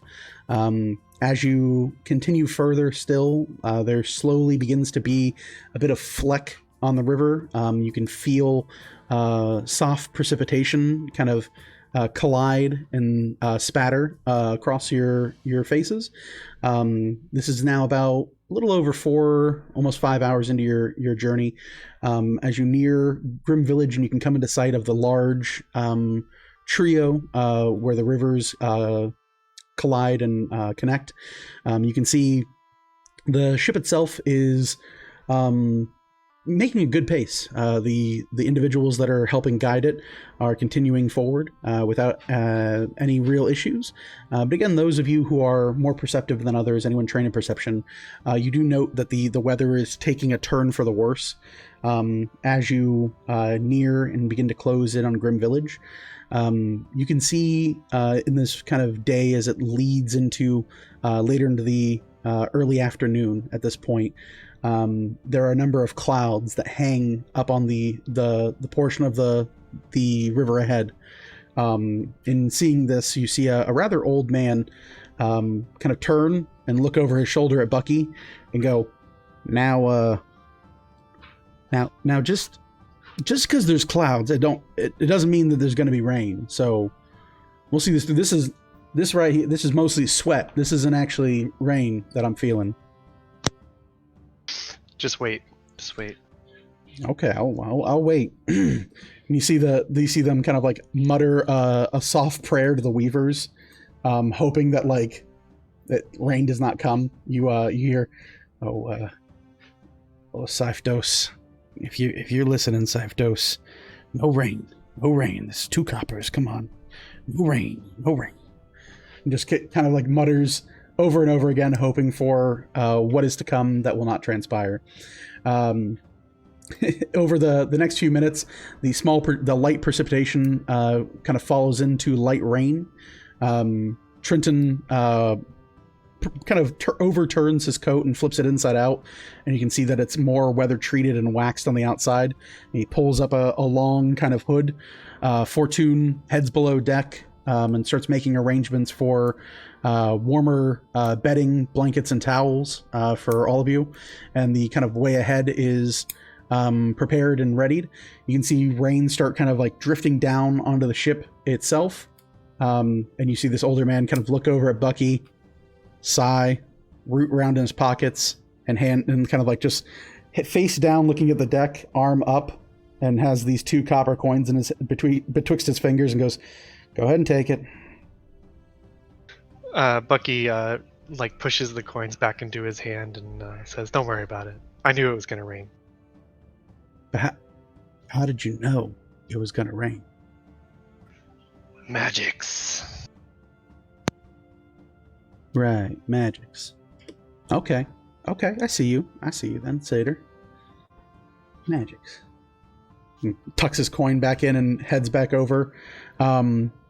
For anyone, if you'd like, you guys can stay above deck, but you will kind of start getting rained on. Otherwise, you can head below deck. It's your choice.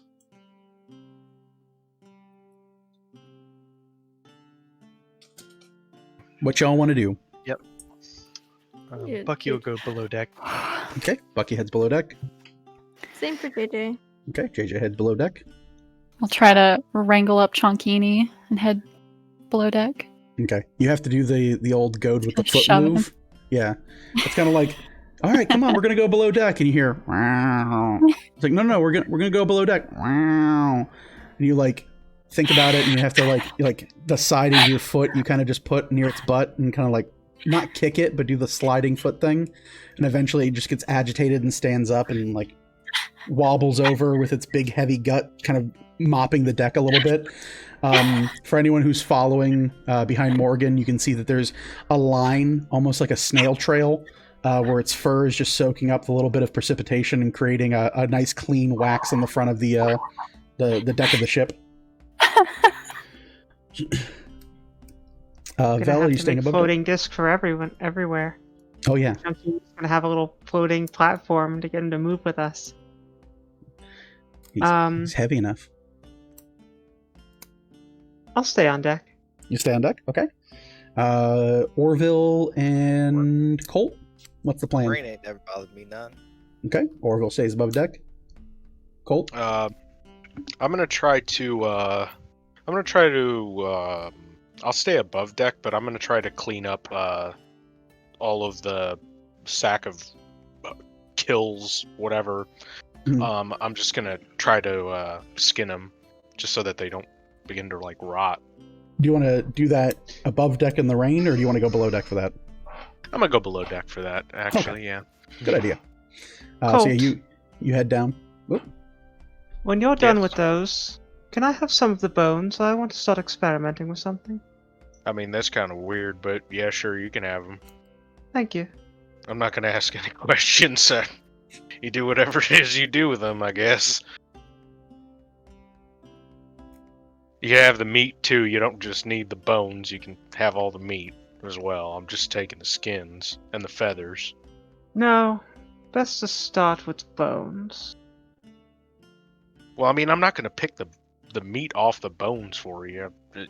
You just I'll just give you the carcass and you do whatever you want with it. Fine. I mean, do you really want me to? I'll cut the meat out, but like, fine, I'll cut the meat out. God, all right. It's gonna be a lot of work. Colt pulls his knife out and is like, I should have got a bigger knife. Lovely thing. I just stopped trying to convince him, and he convinces himself. Yep. That's Colt Honeycutt. So for the two of you that are still above deck, you see the rain picks up. It's still kind of like a light drizzle. It's nothing like a full-blown storm. There's definitely the sun kind of like disappears behind these heavy clouds as you continue to roll closer and closer towards the dry dock from where Trenton Quas's shipping area was, and kind of where all this mess started for him. In doing so, you kind of come into view of a number of things here, and Vel and Orville, go ahead and roll perception, please.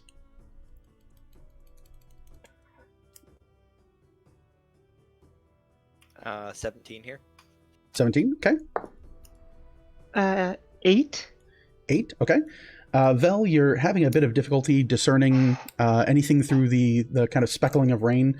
The dark clouds are messing with the kind of interplay between normal vision and your natural born dark vision. So it's a bit difficult to kind of perceive anything out of the ordinary. You can see the makings of the city, or the village rather, further in the distance, a number of the farmhouses and farmlands rolling through. Orville, as you continue to view further out, and we'll go ahead and zoom in for this one. Woo! As you all are now pulling into the river proper from the Reach and beginning to head closer to the kind of connection to the village and slowly begin turning into this direction, you can see that a number of the trees that line this path along the river have a weird kind of soot that covers them, where you would expect snowfall and kind of colder elements and signs of winter slowly approaching. You instead see that the trees themselves have like blackened splotches of oak, almost a weird kind of diseased look to much of the tree line. And it kind of is a spattering at first, but the closer you get up the river, the more you continue to see these rather strange looking markings across the trees. Well, that don't look right. I'm gonna call out to the older of the deckhands here. Mhm. Ask him if he's ever seen anything like it. You see one of the older gentlemen, the fella kind of turns to you and he tucks the 2 copper coins in his pocket, having waved off to Bucky, and turns to you and he goes, what?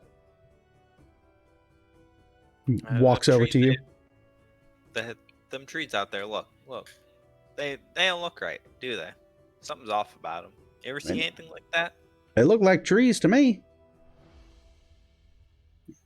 Lee kind of like looks a bit more and like wipes the water out of his eyes and goes, I mean, yeah, they're just trees. What do you think is wrong with them? Never mind. Okay. But kind of like hobbles back and like goes back to where he was working, kind of just making sure that everything's tied down for the rain and there's no like heavy slip and falls, that kind of stuff. You do hear kind of from above deck, you hear Trenton kind of call out and goes, "Everyone make sure you're secured. I don't want to see anyone fall and hurt themselves. If you're up here, there are rope anchors on the sides of the ferry. Make sure you hold yourself in. It could get bumpy, but I just want to be safe than sorry."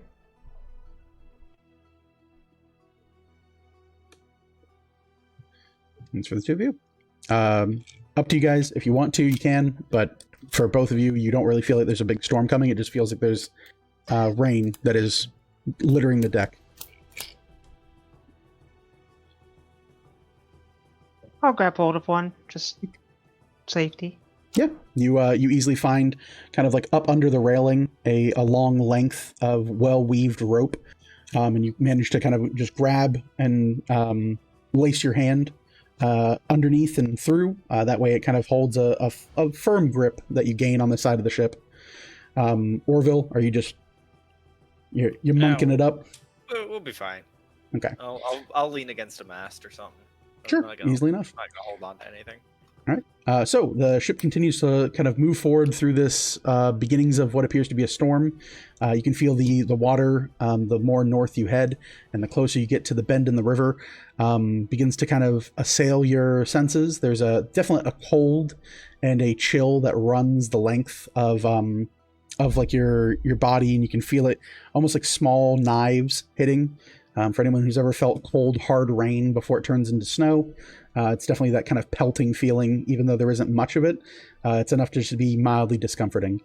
But without any further issue, you all do dock at the small dry land dock. You hear the anchor get tossed overside. A number of the individuals who are operating the ship all move to the right-hand side, dig in and twist, and you slowly feel the ferry kind of move a bit and slowly bring itself from kind of like horizontal to like a long kind of twist to turn back around, so that they can leave at a moment's notice whenever you arrive. Trenton calls out to you all, and you hear him with a boisterous voice. He goes, "Everyone aboard! We have arrived at our destination, Grim Village. Local time is just before dinner, and certainly I'm sure everyone is happy to be, well, in the rain. Lovely indeed.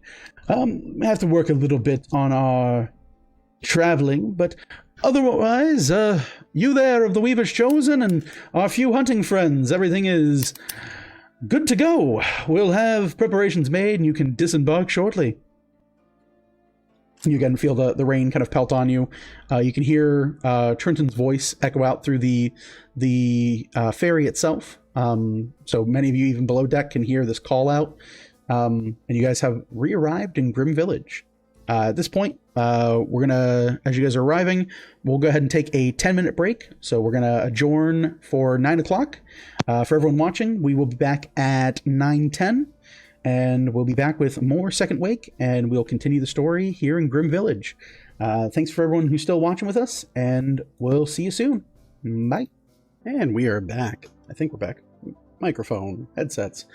Boom, we're good to go. Welcome back. For everyone who's still tuned in with us, thank you for sticking with us all night. We thank you so much for everything you do. Yeah, so right there we are. Boom. When we last left for break, we had just brought the ferry itself back to its dry dock on the outskirts of Grim Village, some few miles away from the city proper, and it is now where you're at. The crew and such are all making station and beginning to make preparations for landfall, as far as for docking and beginning to pull various shipments and gear directly off. You can see again the harbor is still a bit of a mess as you left it. It's not so much of a harbor as it is just kind of like a small dry dock that extends into just the open river water that was being used as a kind of go-between between Trenton and the villagers of Grim Village. But it is what it is. As everything gets situated on, Trenton looks you all over and gives you all a kind of a stern nod. He goes, well, my good friends with the ladies we've chosen, I certainly look forward to your decision. At the very least, if you do intend to go by some other means than what I can provide by myself and our newly appointed crew, please don't be a stranger and at least inform me of such things so that, well, we can have a amicable separation and come to that far when we cross it. I think we can do that. Very well. He kind of turns and looks to Vel, and he goes, now, I don't want to be a bit of a bother, but it would be a bit of good faith if we could have the payment that was alluded to in your lady's letter. Didn't I give him the first half already? You would give him a portion of it. You kind of like dug in and did that, but you just held the rest of the coins, and that's why he was kind of like... I gave him half, and I said when we reach our final destination, I'll give him the other half. Oh, okay. I wasn't aware that you had taken the time to count it out. That's why. That's what I meant. Oh, okay. And yeah, you'll find a plethora of platinum inside that bag. Yeah. So as for our agreement, once we know if this is your final destination or not, I'll return and deliver the rest to you. Or very well. I'll return and we'll be moving onward to our actual final destination. Well, fine then. Certainly, we'll look forward to your quick arranged and returning journey.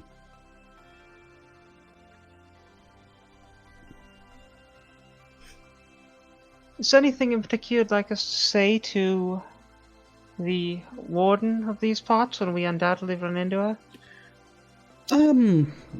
If you happen to come across her before I come across her, just know that I am working towards an agreeable resolution of issues in the past, and we are prepared to take full responsibility as far as for compensation and renegotiation of our previous contracts with the citizens of Grim Village. Just send her my way, and certainly we will sure it'll all work out for the best.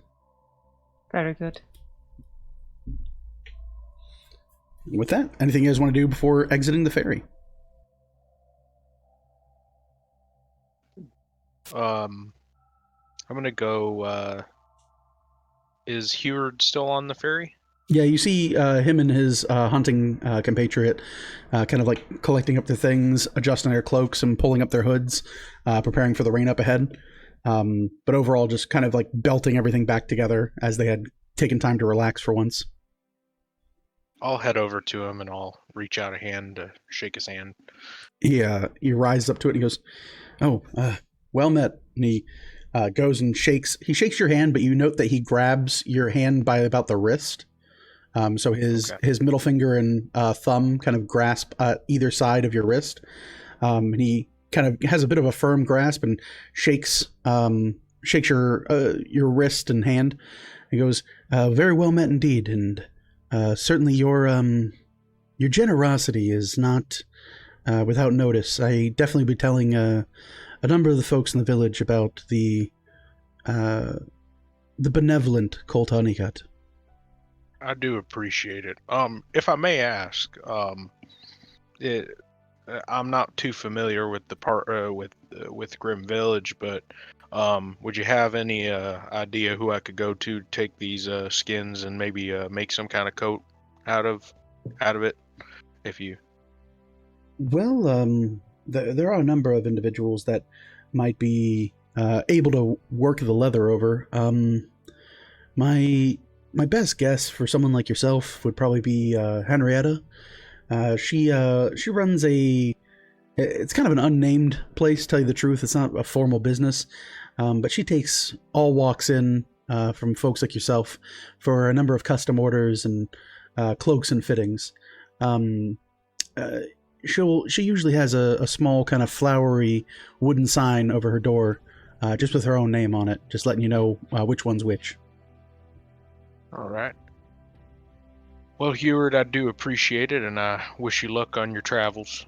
And same to you, Mr. Honeycutt, whatever that might be, and by the way you carry yourself, I pray to the Weavers that you're met fairly and justly, and not taken for granted or by the darkness that extends far beyond the reaches of this world at times.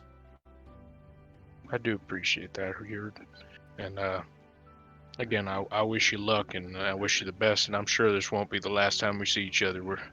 We'll have a drink next time. I'd appreciate that. Perhaps you'd allow me to buy the first round. Yeah, I would appreciate that. Thank you. Well met then. Be well, Mr. Honeycutt. He kind of turns and looks to his friend and gives a nod, and the pair of them exit from the ferry.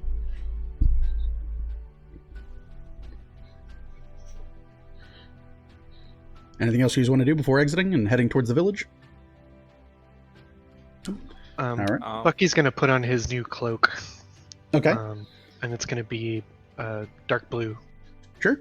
So you pull out this very much glamored looking cloak, and with a bit of adjustment and shaking, you flick part of the arcane treated cloth, and slowly you can see from the impact of your fingers against the cloth, you can see this kind of blue blossom radiate down throughout the edges of the weave and change it into a blue cloak. You see a rather old man stare at you and go, "Magic." Magic indeed. Yeah. Anything else you guys want to do?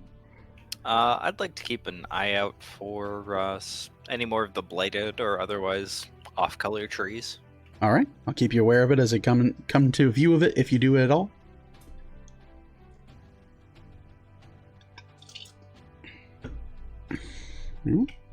Past that, you guys exit the ship. Good to go.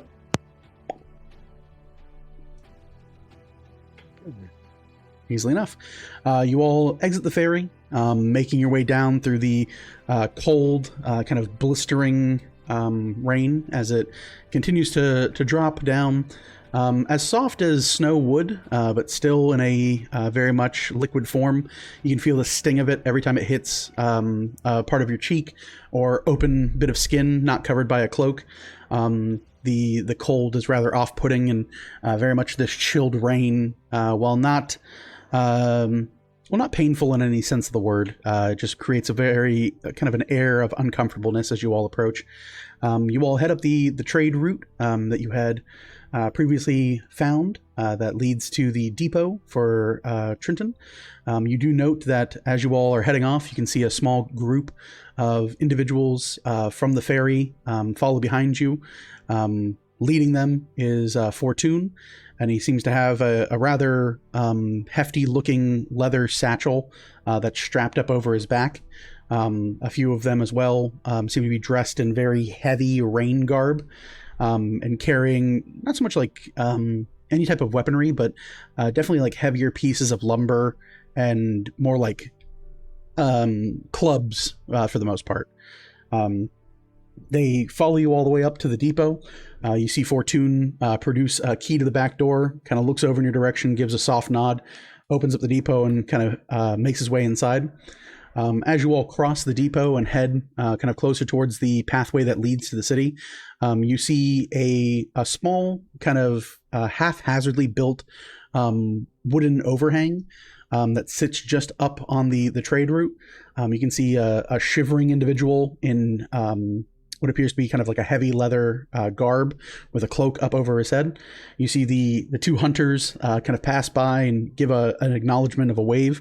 But as you all begin to make your way closer, this individual kind of turns in your direction and goes, "Hey, old traveler. I need to have a word with you if you could. All of you, all six of you." All right, what's the problem, sir? No problem, hopefully, as far as I can tell.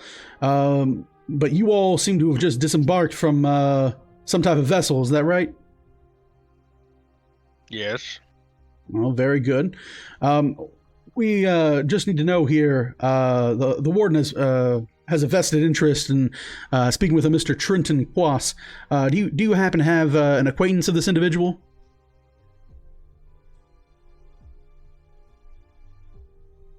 I'm gonna lean over to JJ. Maybe you should take over. I'm not so good at speaking to people. What's that you're whispering about there? Nothing. Just Georgia's just gonna look over to Vel and see if maybe she thinks that we should say anything or not. We've already gone over this. Yes, we are acquainted with Mr. Quas. He has recently reached Redock, and he looks forward to speaking with the warden. He does?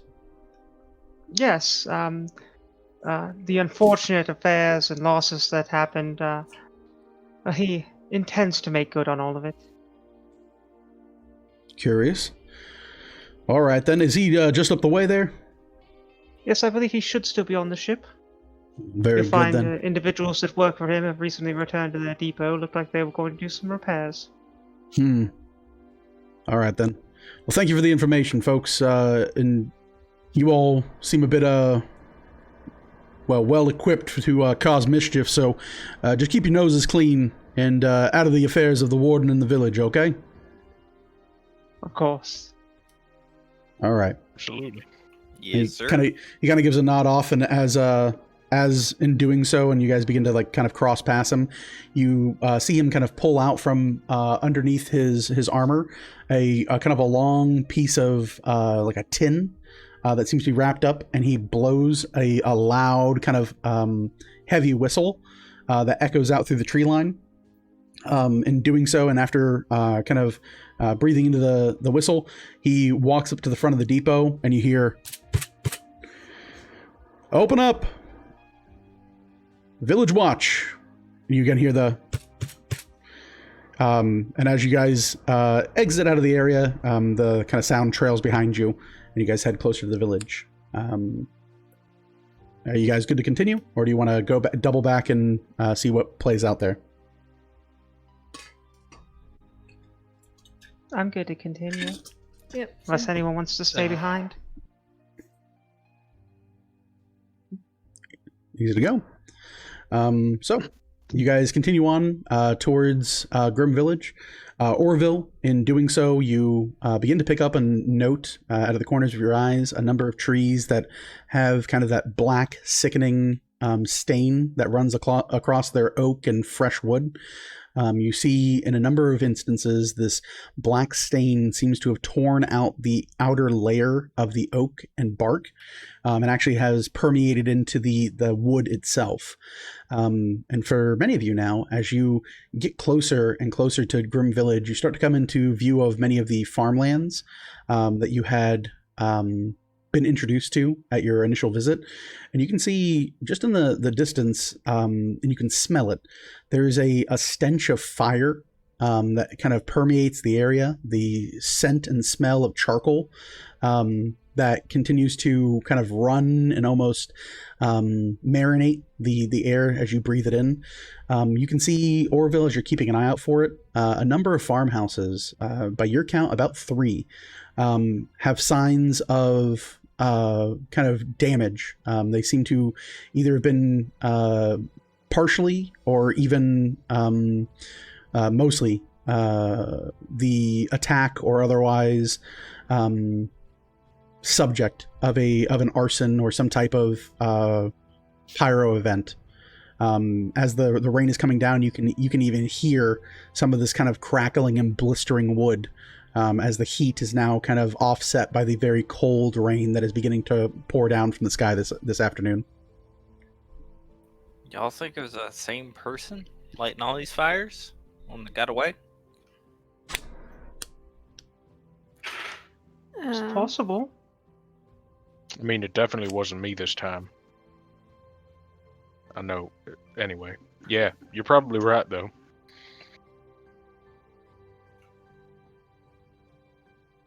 Is there sign of like fire on the ground? Like, what area is this? Is this near where we may have started the bonfire? Oh no! At this point, you're already well past the the area where you started a bonfire. I mean, that was on like the trade road heading towards the docking area, and the depot. This is actually a little bit closer to like the actual outskirts of the city. This is kind of the rows of farmland that exist outside of Grim Village. Again, being the village itself just being a rather stop-off point for the local government and for a number of individuals that wanted to have a bit more of a less urban experience. But as you know, the bulk of the citizens that exist around the land surrounding Grim Village, or folks that call this place their home, own several acres of cropped farmland and hunting grounds privately. Didn't we have a friend from Grim Village whose house burned down not long ago? You sure did. Perhaps it's the same folks that did that's causing these fires. That is the assumption. How close are these houses to that first house? If you take a few minutes to kind of like look it over, the first house was like right where everything was kind of happening in this instance. That the first house very much like kind of on your southern road that connects Grim Village to Direwood. This seems to be a little bit more chaotic, and the houses that seem affected seem to be in like various locations surrounding the city.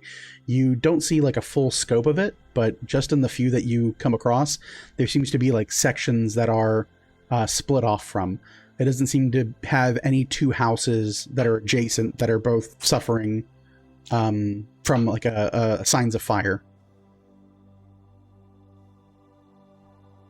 And about how far out is Abza Farms from here? As you First fella. as you look it over, from here, you're probably about at a brisk pace, like a power walk. You guys could probably be there in anywhere between like 15 minutes to half an hour.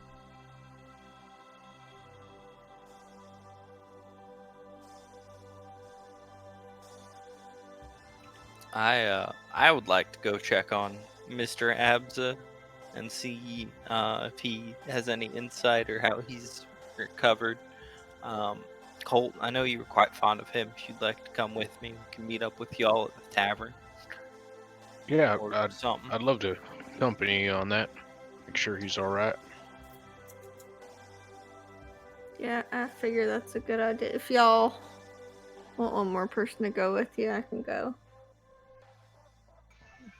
Yeah, I'll go as well. I'm interested to find out who's causing these fires. I mean, we got plenty of time. We could all go. Might as well. It's pretty much nighttime now, correct? Later into the evening at this point, yeah. Well, should we first get settled in town?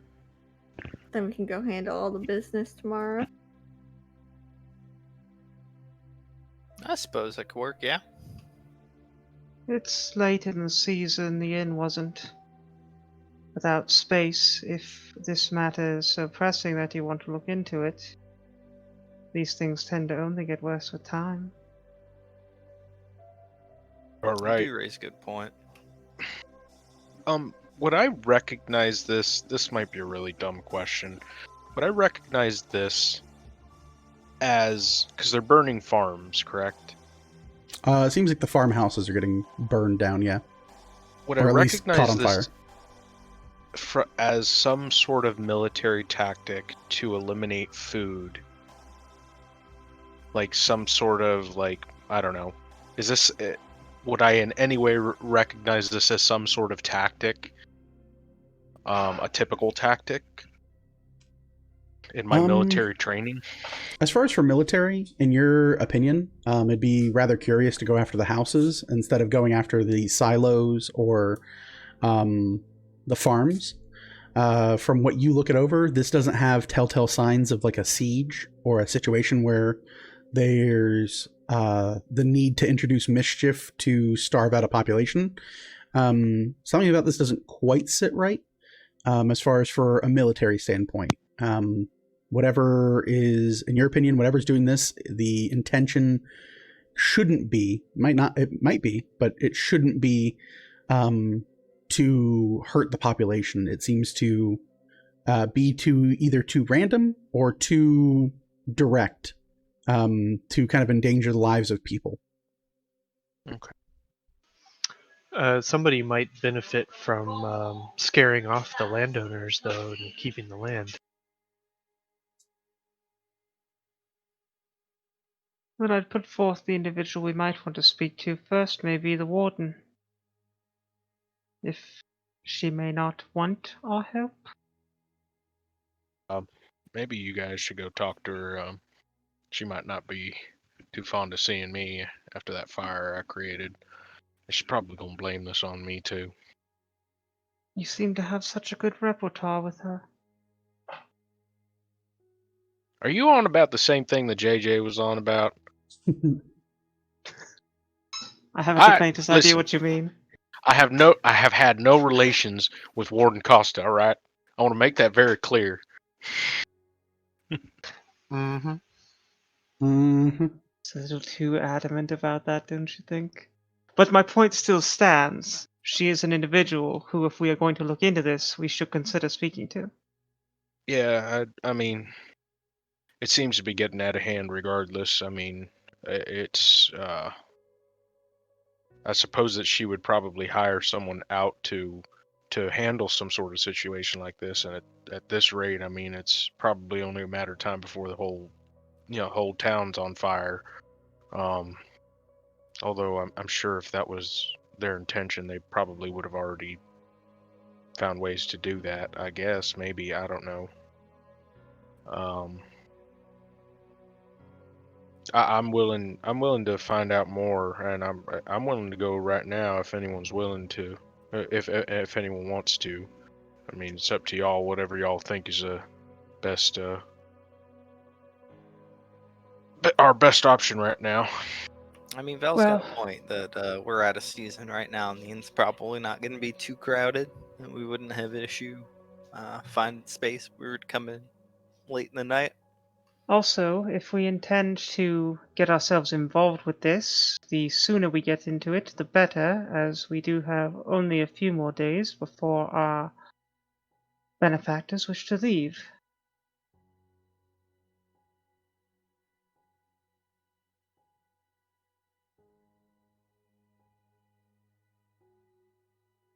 I agree with Vel. We should go talk to the warden, as uncomfortable as that might be right now.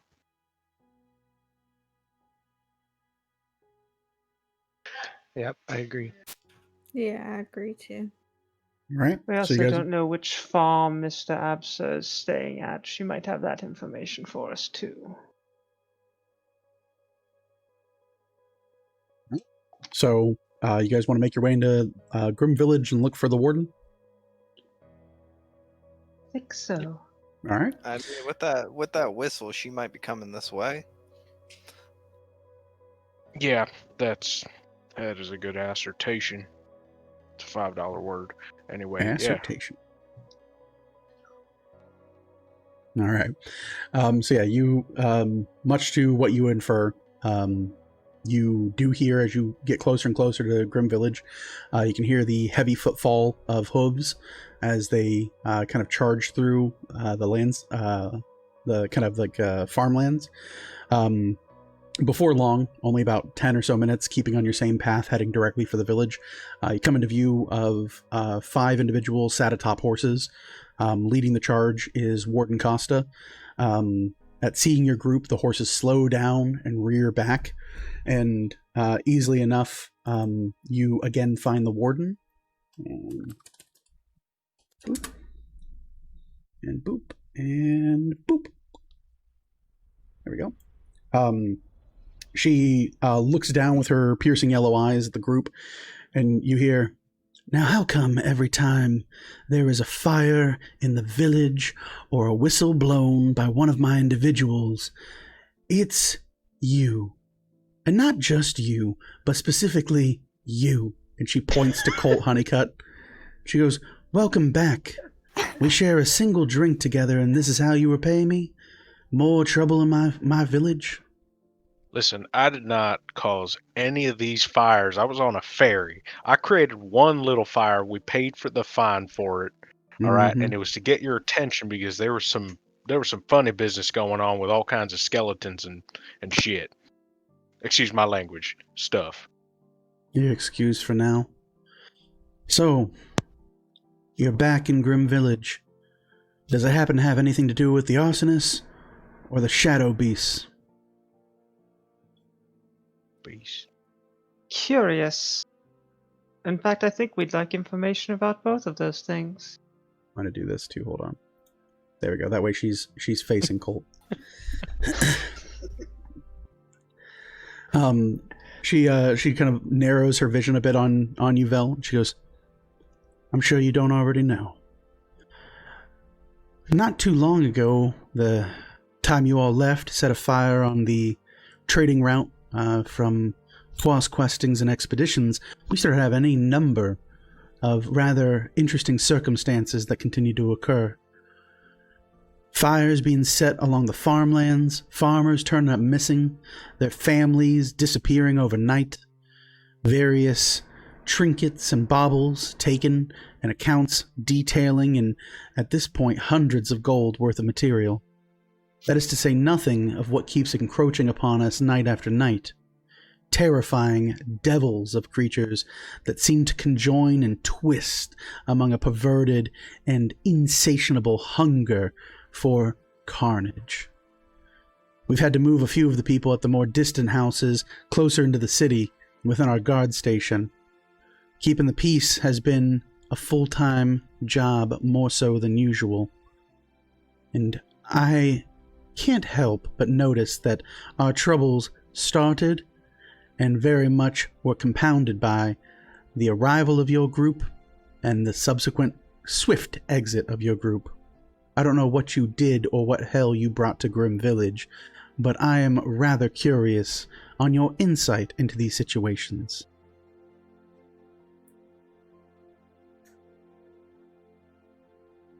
Very curious indeed.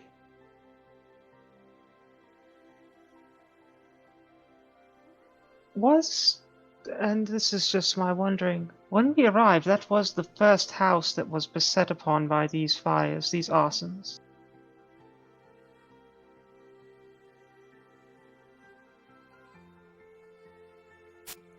Wrong time to eat an English muffin. She looks at you and again narrows her eyes, and let's see here. Boop. Stares at Vel. And looks at you and kind of like gives you a once over, and she goes, yes, now that's about right. First time you all showed up on the edge of town, and first time I caught hair nor hide of Mr. Honeycutt again. There happened to be an arson that day, and a green-cloaked individual you all reported of that has been yet to be found. Has this individual been noticed near any of the other arsons? Surprisingly, not many of these people are often left. Most of these farm folk, while they don't scare too easily, they do prioritize their lives above anything else. The lives of their people, their sons and daughters and wives, are the biggest priority over property. Things can be rebuilt, and things are simple here. But no one has seen this green-cloaked individual, if they do exist, that you spoke of. Miss Warden, ma'am, is our whole family's going missing, or is it just like one or two people, or? She pulls the reins back on her horse, and like her horse kind of does a bit of an uneasy shift and stomps its horseshoed feet into the dirt and the mud. And she kind of again turns her piercing yellow eyes to you, and the rain continues to harry down on you guys. And she looks you over and she goes, yes, there has been an instance where an entire family has gone missing at this point. We're currently looking into the matter, but we don't have anything to go off of. The thing about an arson is simply that it doesn't leave that many traces or clues as to the whereabouts of those who've gone missing. We're still picking apart the wreckage, but between investigating these fires and keeping defensible positions among the village and keeping everyone safe at night is wearing myself and my volunteer guard as thin as I've ever seen it.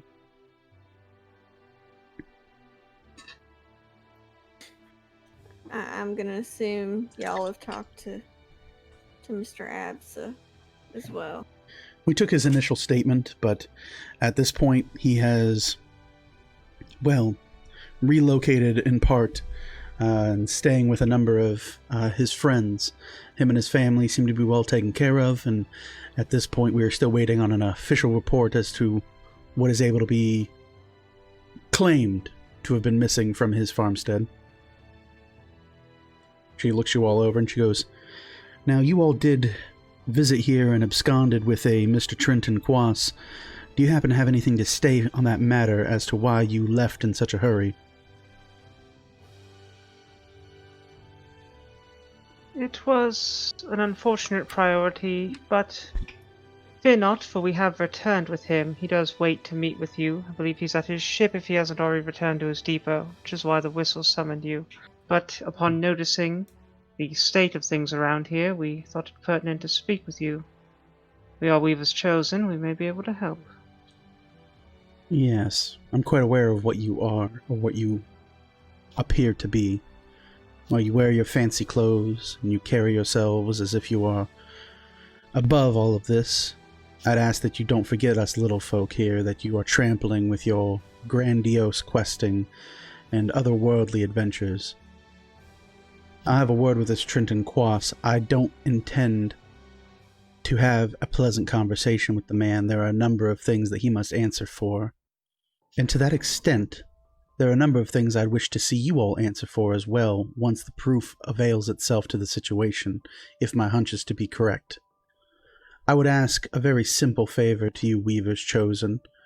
If you have nothing to hide, and you have nothing to fear from a formal investigation of these events, then you won't be leaving town anytime soon.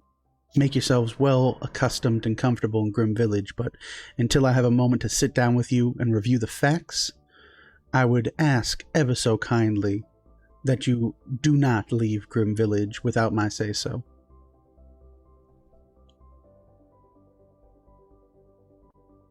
We shall make our best effort to do so. Fate doesn't always allow us such pleasantries. And so it doesn't. Fate has a funny way of working that way, I do assume.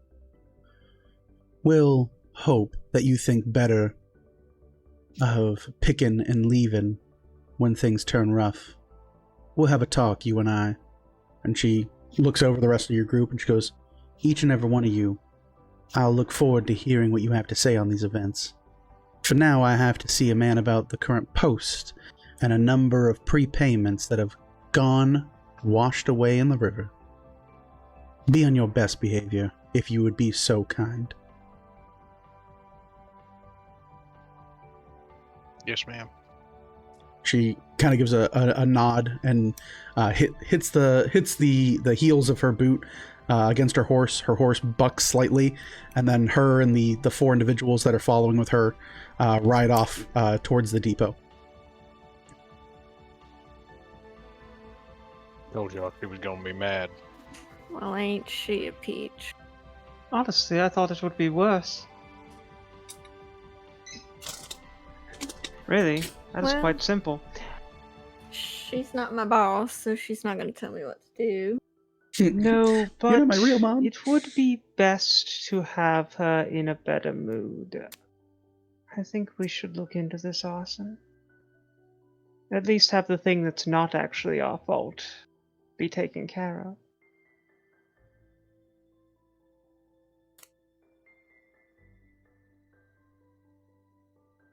Yeah, I mean, I would like to be on the good side for once. Would be nice. It's been a long time.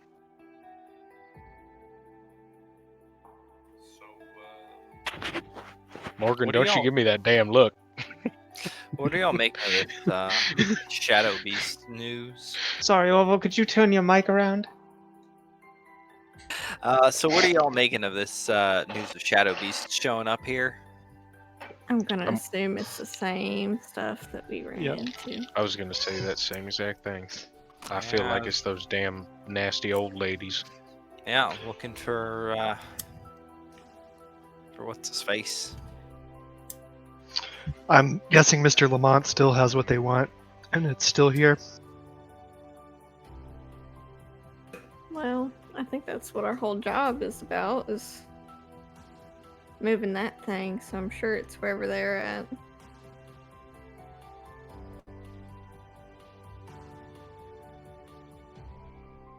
Indeed, but now comes to the question of how we want to use our day.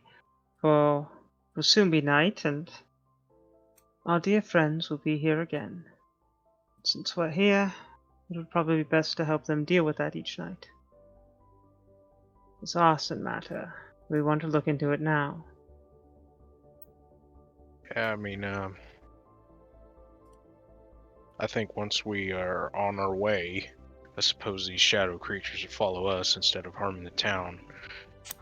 Dealing with this arsonist, though, that seems like a better use of time right now than worrying about the shadow creatures. And I don't think, if I'm not mistaken, I don't think she said that they didn't have trouble handling them, or I don't know. They're being Sure, pushed yeah. to their limit, Oh, okay. and no doubt that is a dam that will break.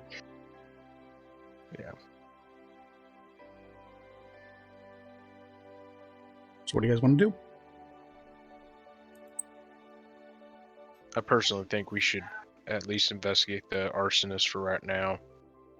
And since we'll be in town, if another one of those, if another set of those shadow creatures come by, maybe we can take care of it then. But I think, as Vel said earlier, handling this, making it a priority right now, well, before the new employers or whatever arrive would be paramount. Another $5 word.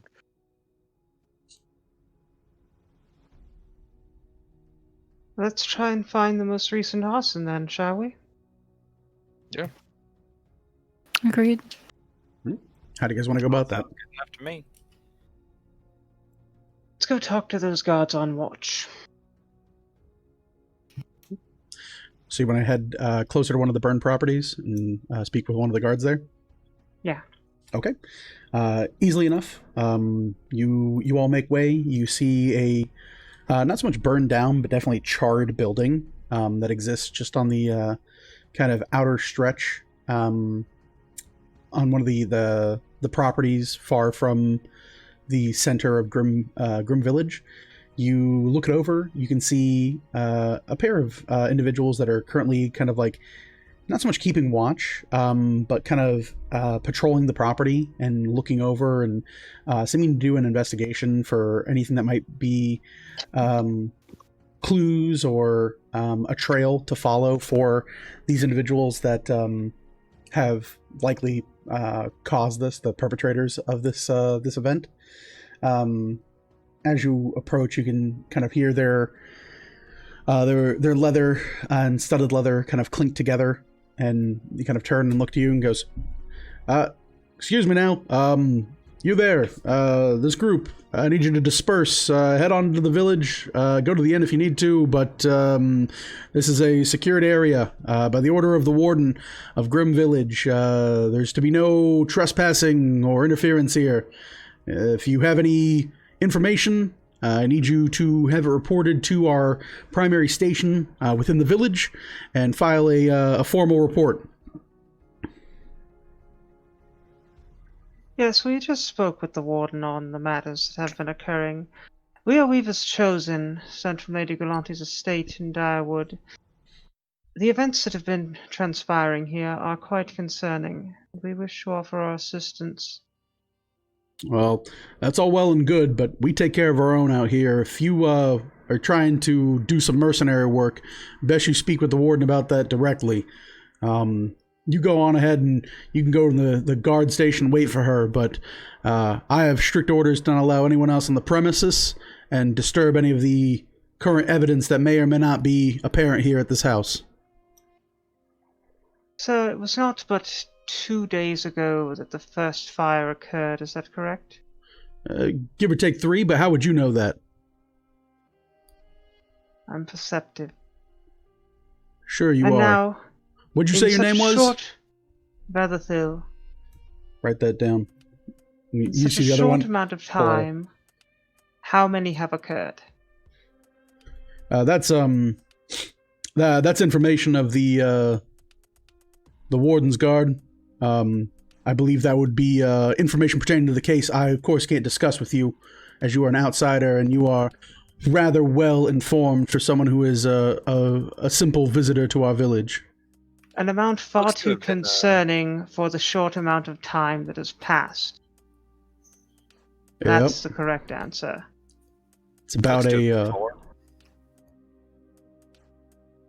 long and short of it. What was that, Orville? Looks to be about 4 by my Yeah. count.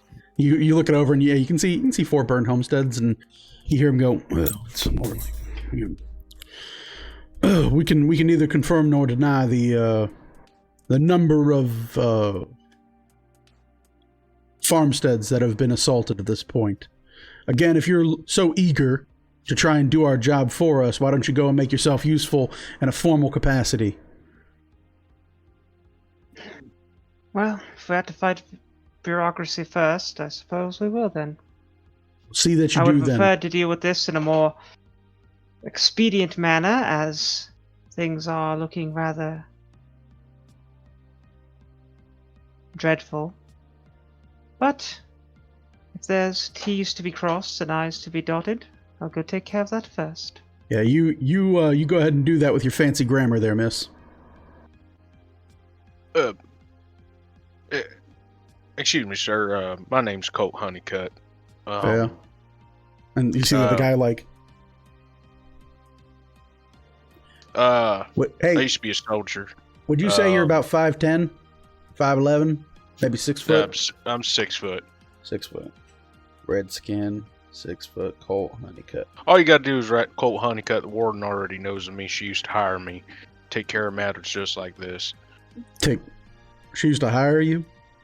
Yeah, I used to be a part of a mercenary company that took care of situations like this. I'm part of a new company, and we're trying to help her out, trying to get the bottom of this, so that we can take care of it in a orderly fashion. Mhm. Out of character, do I know what my rank was in my company? Being that you were like a mercenary company, there probably wasn't like a formal rank. While hobgoblins are innately militaristic, there usually isn't anything other than a formal command. So you'd have, of course, the leader of your company, and then primarily past that, you guys are, it almost kind of follows, a lot of the times will follow like Viking nomenclature. So you don't so much have like this, that, and the other. You have like scouts they scout. You have frontliners. You have guys that do things. You fill the different roles of it, and you take orders from one singular entity. But it's not like an actual formal military. It's not like captain and lieutenant and anything like more modern day. A regiment of mercenary-esque hobgoblins are typically, again, kind of beset in we are a group of trained fighters, and we will follow like an attack pattern like Spartans, but we're not sitting here like addressing a name and a title and a place for everything in that instance. Well, yeah, we're just trying to gain a little bit of information. We're not trying to impede on your investigation itself. We're just trying to gain a little bit of information and create our own investigation. Two heads work better than one. Ain't that right, brother? Yeah, I do suppose that's right. The thing of it is here, and I'm sure you can certainly appreciate the gravity of the situation here, is not only are we dealing with an arsonist, but we're dealing with some unseen force that we've had to go, well, sword to nothing against. If you all are so eager to help, then I suggest you do it in the right and formal way with the permission and blessing of the warden. I'm not here to tell you to go on a tear with your vigilante justice. We do things in a calm and meaningful way here in the village, and we don't intend to have the warden's authority undermined in this situation. Things are bad enough as it is. All right, fair enough. Well, I appreciate your help. Well, I guess we'll have to talk to the warden, like Val said. Yeah, you see that you do that. Sorry, Val, didn't mean to, overstep you or anything. It's just I thought us being soldiers, we might have some kind of connection. Might be able to, talk things out. No, it's quite all right. We have to do this the way we have to do this. Yeah, I suppose so. What do you guys want to do?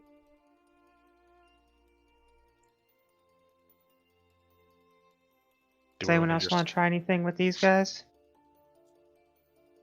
Nah, I'm good. We might be able to distract them a little bit if somebody wanted to sneak in and get a look around. I will stop you, because I do not need the warden pissed off at us any more than the fact that we brought shadow demons to her fucking city. Allegedly. Allegedly. Yeah, I still haven't figured out how we're gonna get past that one, but...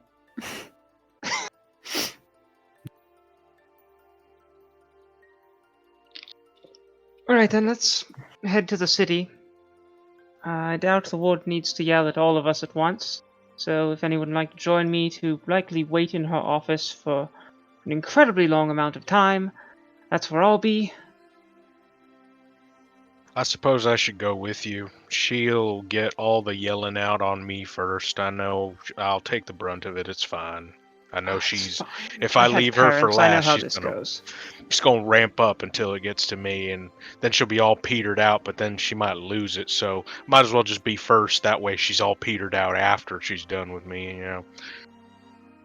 Don't give me that look, Morgan. You know what I meant. Phrasing.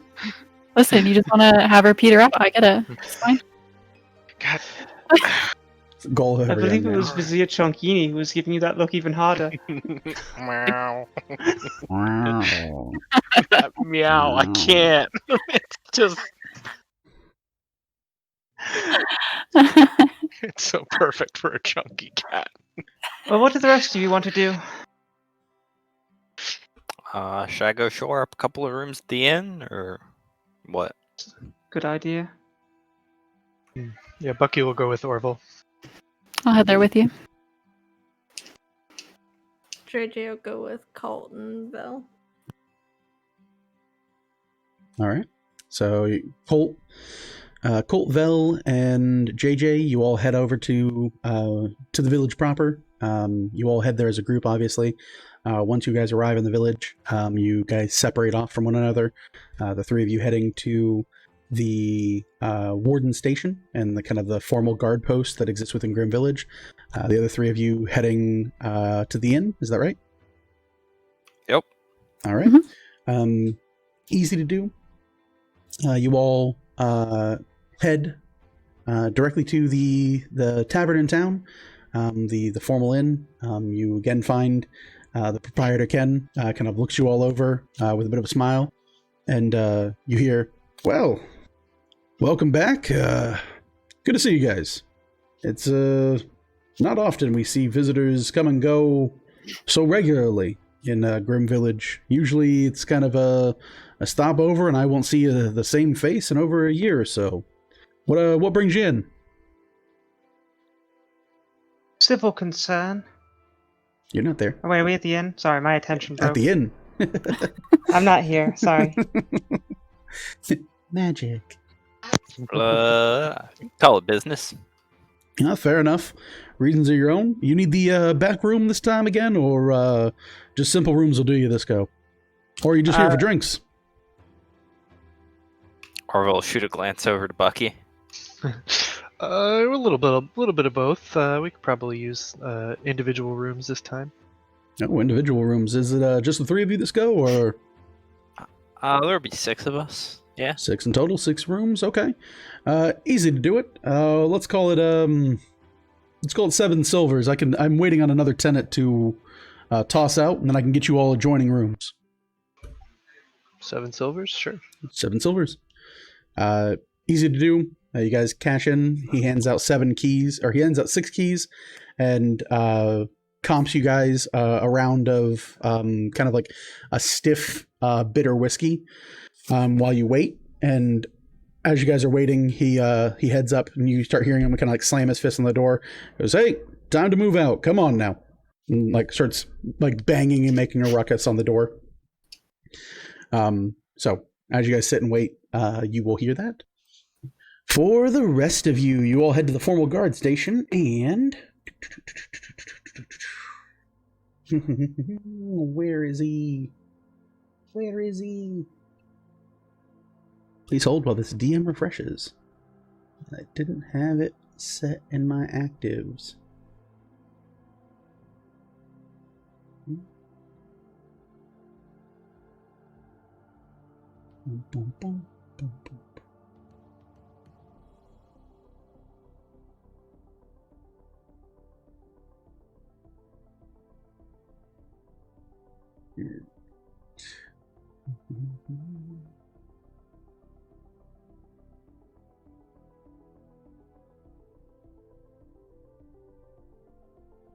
It's like the worst thing ever when you have your photos and they're just not organized the right way.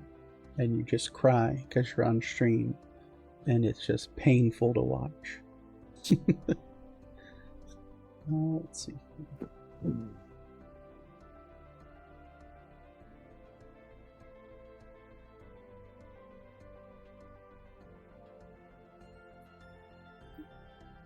think that's where we're at.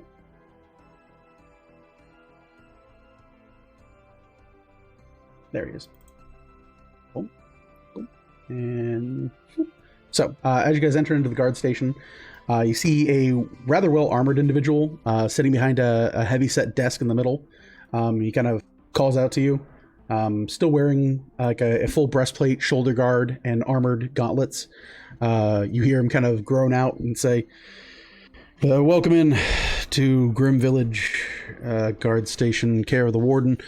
And he looks up from his stack of papers and sees the three of you, and he goes, "Curious, I don't know who you are. Who are you people?" We're Weaver's Chosen. Here to see Warden Costa to discuss the matter. Warden's out right now. Formal business. I do believe she's currently patrolling the various arsons that we've been having here in town. Weaver's Chosen, you say? Are you in pursuit of some type of monster or menace?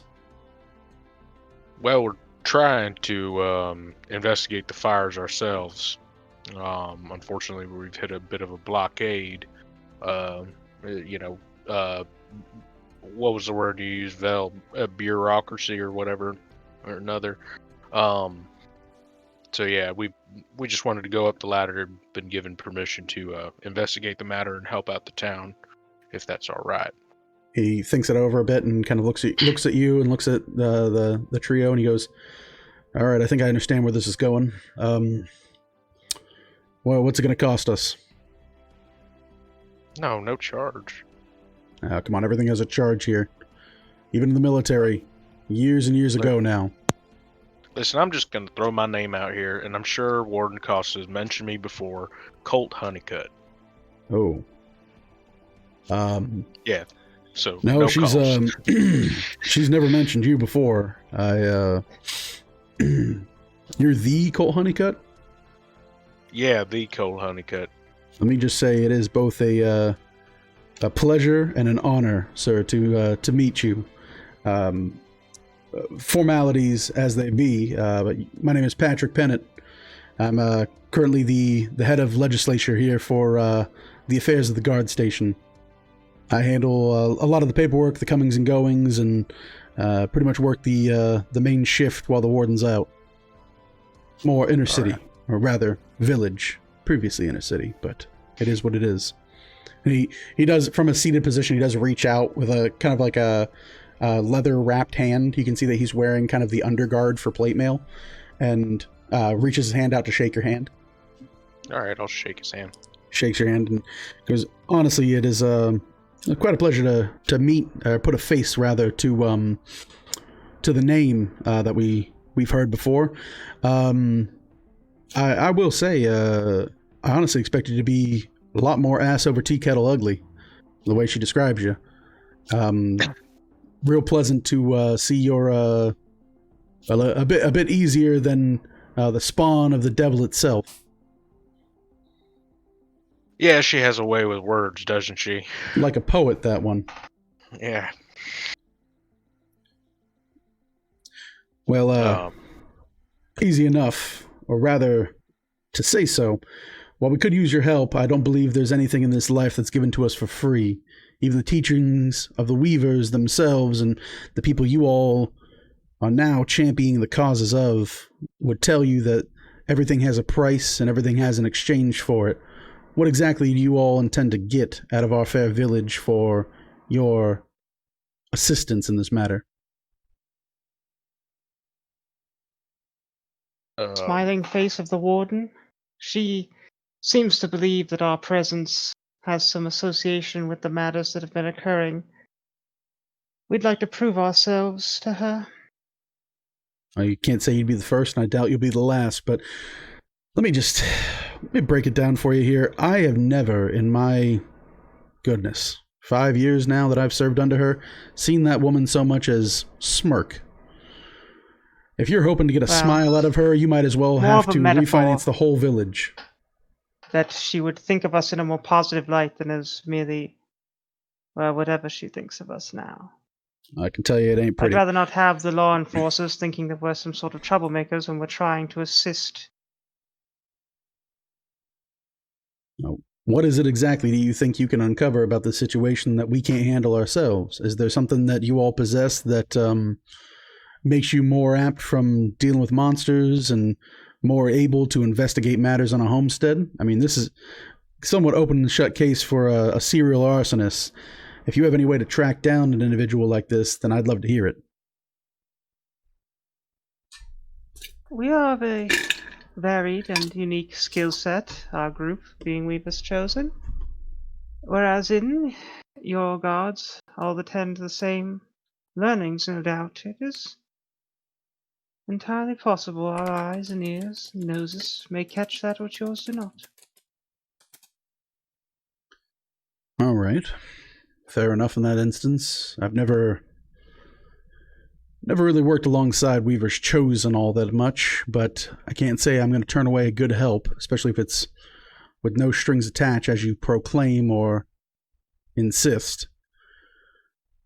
On our end here, we're still investigating many of them, and we have very little to go off of. The last report we have, I do believe, came from Mr. Colt Honeycutt regarding a green-cloaked individual that was seen escaping or otherwise fleeing the scene of the crime. Now, that was in one of our first instances of dealing with these fires, and since then we've had to deal with any number of troubles. It's hard at this point to truly assess where the damage for arson begins and, well, the assault for these creatures we've been beset on at night.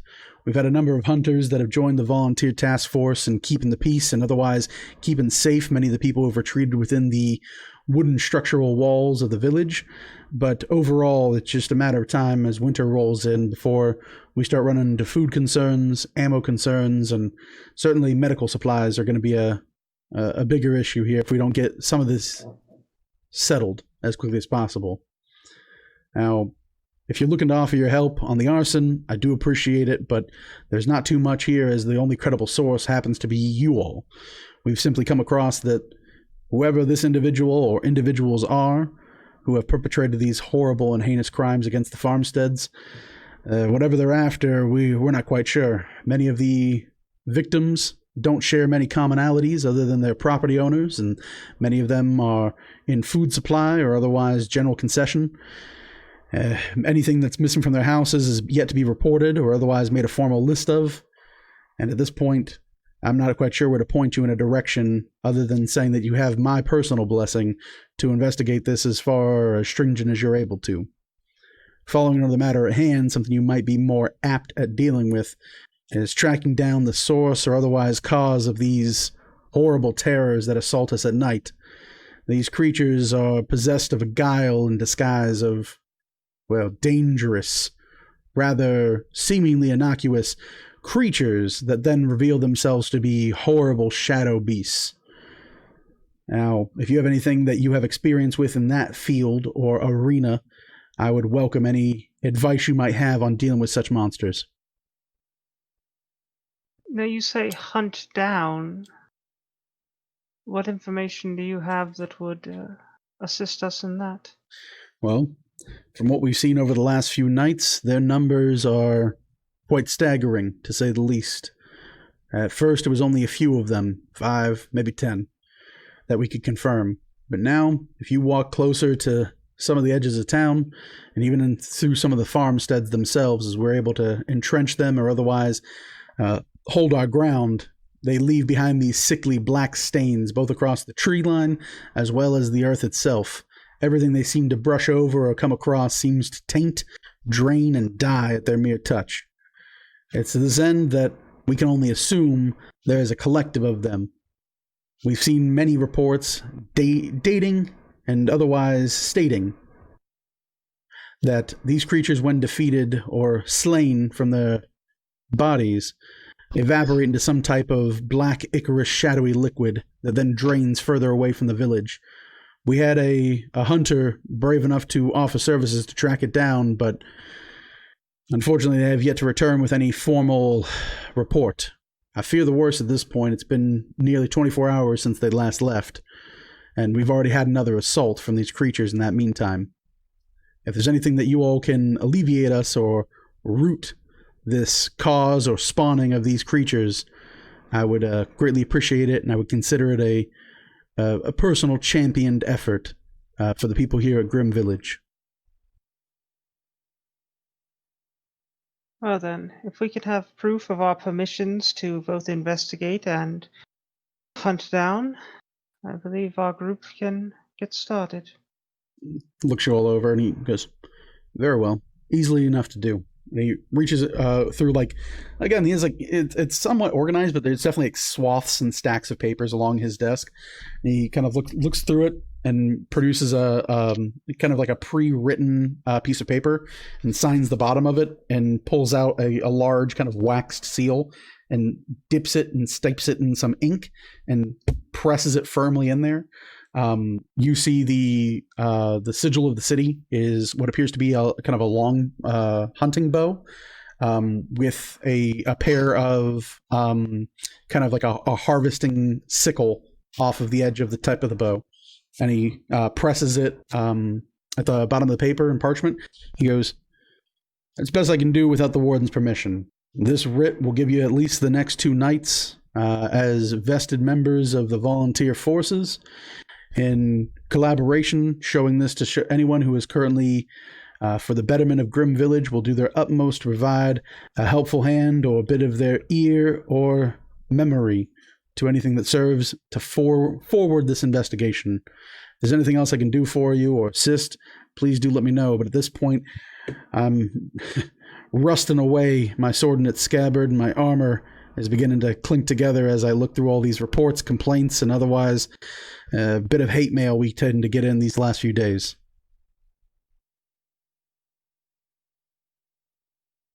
I think with this we can get started on our end.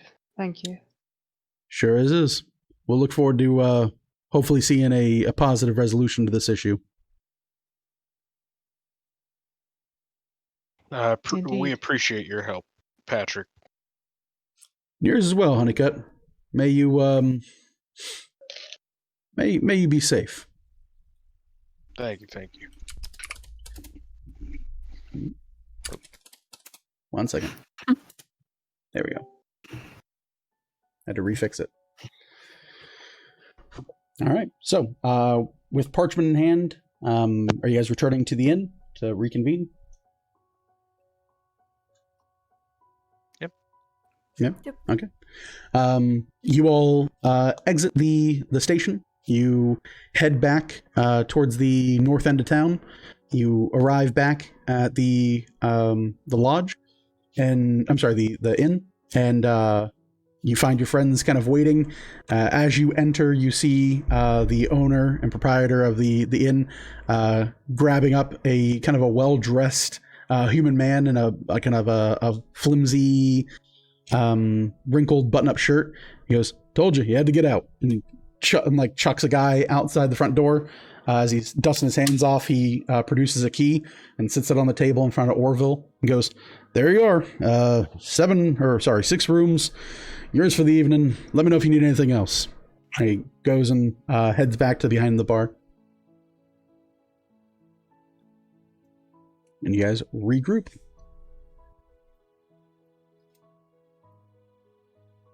Hey there, guys. Well, how's it going? Well, And any luck with the warden? we didn't run into her.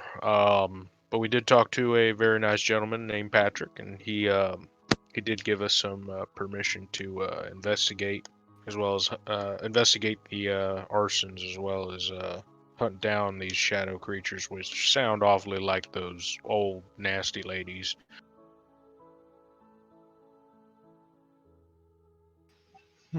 Those things again.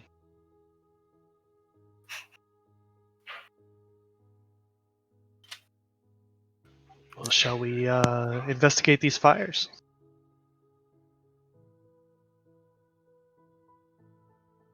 Well, we're presented with two options. Because if we could hunt down a source for these shadow creatures and stop them, well, it would be hugely beneficial. I think it would benefit both the town and our journey further northward. I do agree with that. Might not be the best idea to go hunting for them at night. Oh, certainly not. Yeah. Unfortunately, I doubt we'll get a peaceful night's rest.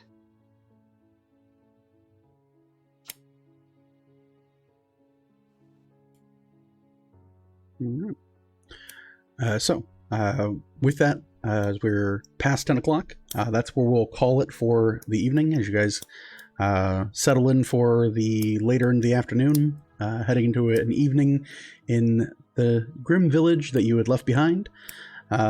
Many different strands to pull or play with as you guys head into it for next week. But for right now, we'll call it here. And we'll be looking forward to next week. For everyone who stuck with us throughout the night of broadcast, we thank you so much for sticking with us. For anyone who tuned in late, we'll have a rebroadcast. The VOD will be up right away on Twitch. But then if you want to catch it with edits and a little bit of audio adjustment, feel free to catch us on YouTube. And I believe there's a link in the doobly-doo. Like, click it, go to YouTube. We'll have that up later this week. As always, thanks for hanging out. Thanks for participating, chatting at us. We hope you all have a great night, and we'll see you next week. See ya. Bye. Bye. Bye, guys. See ya. Bye.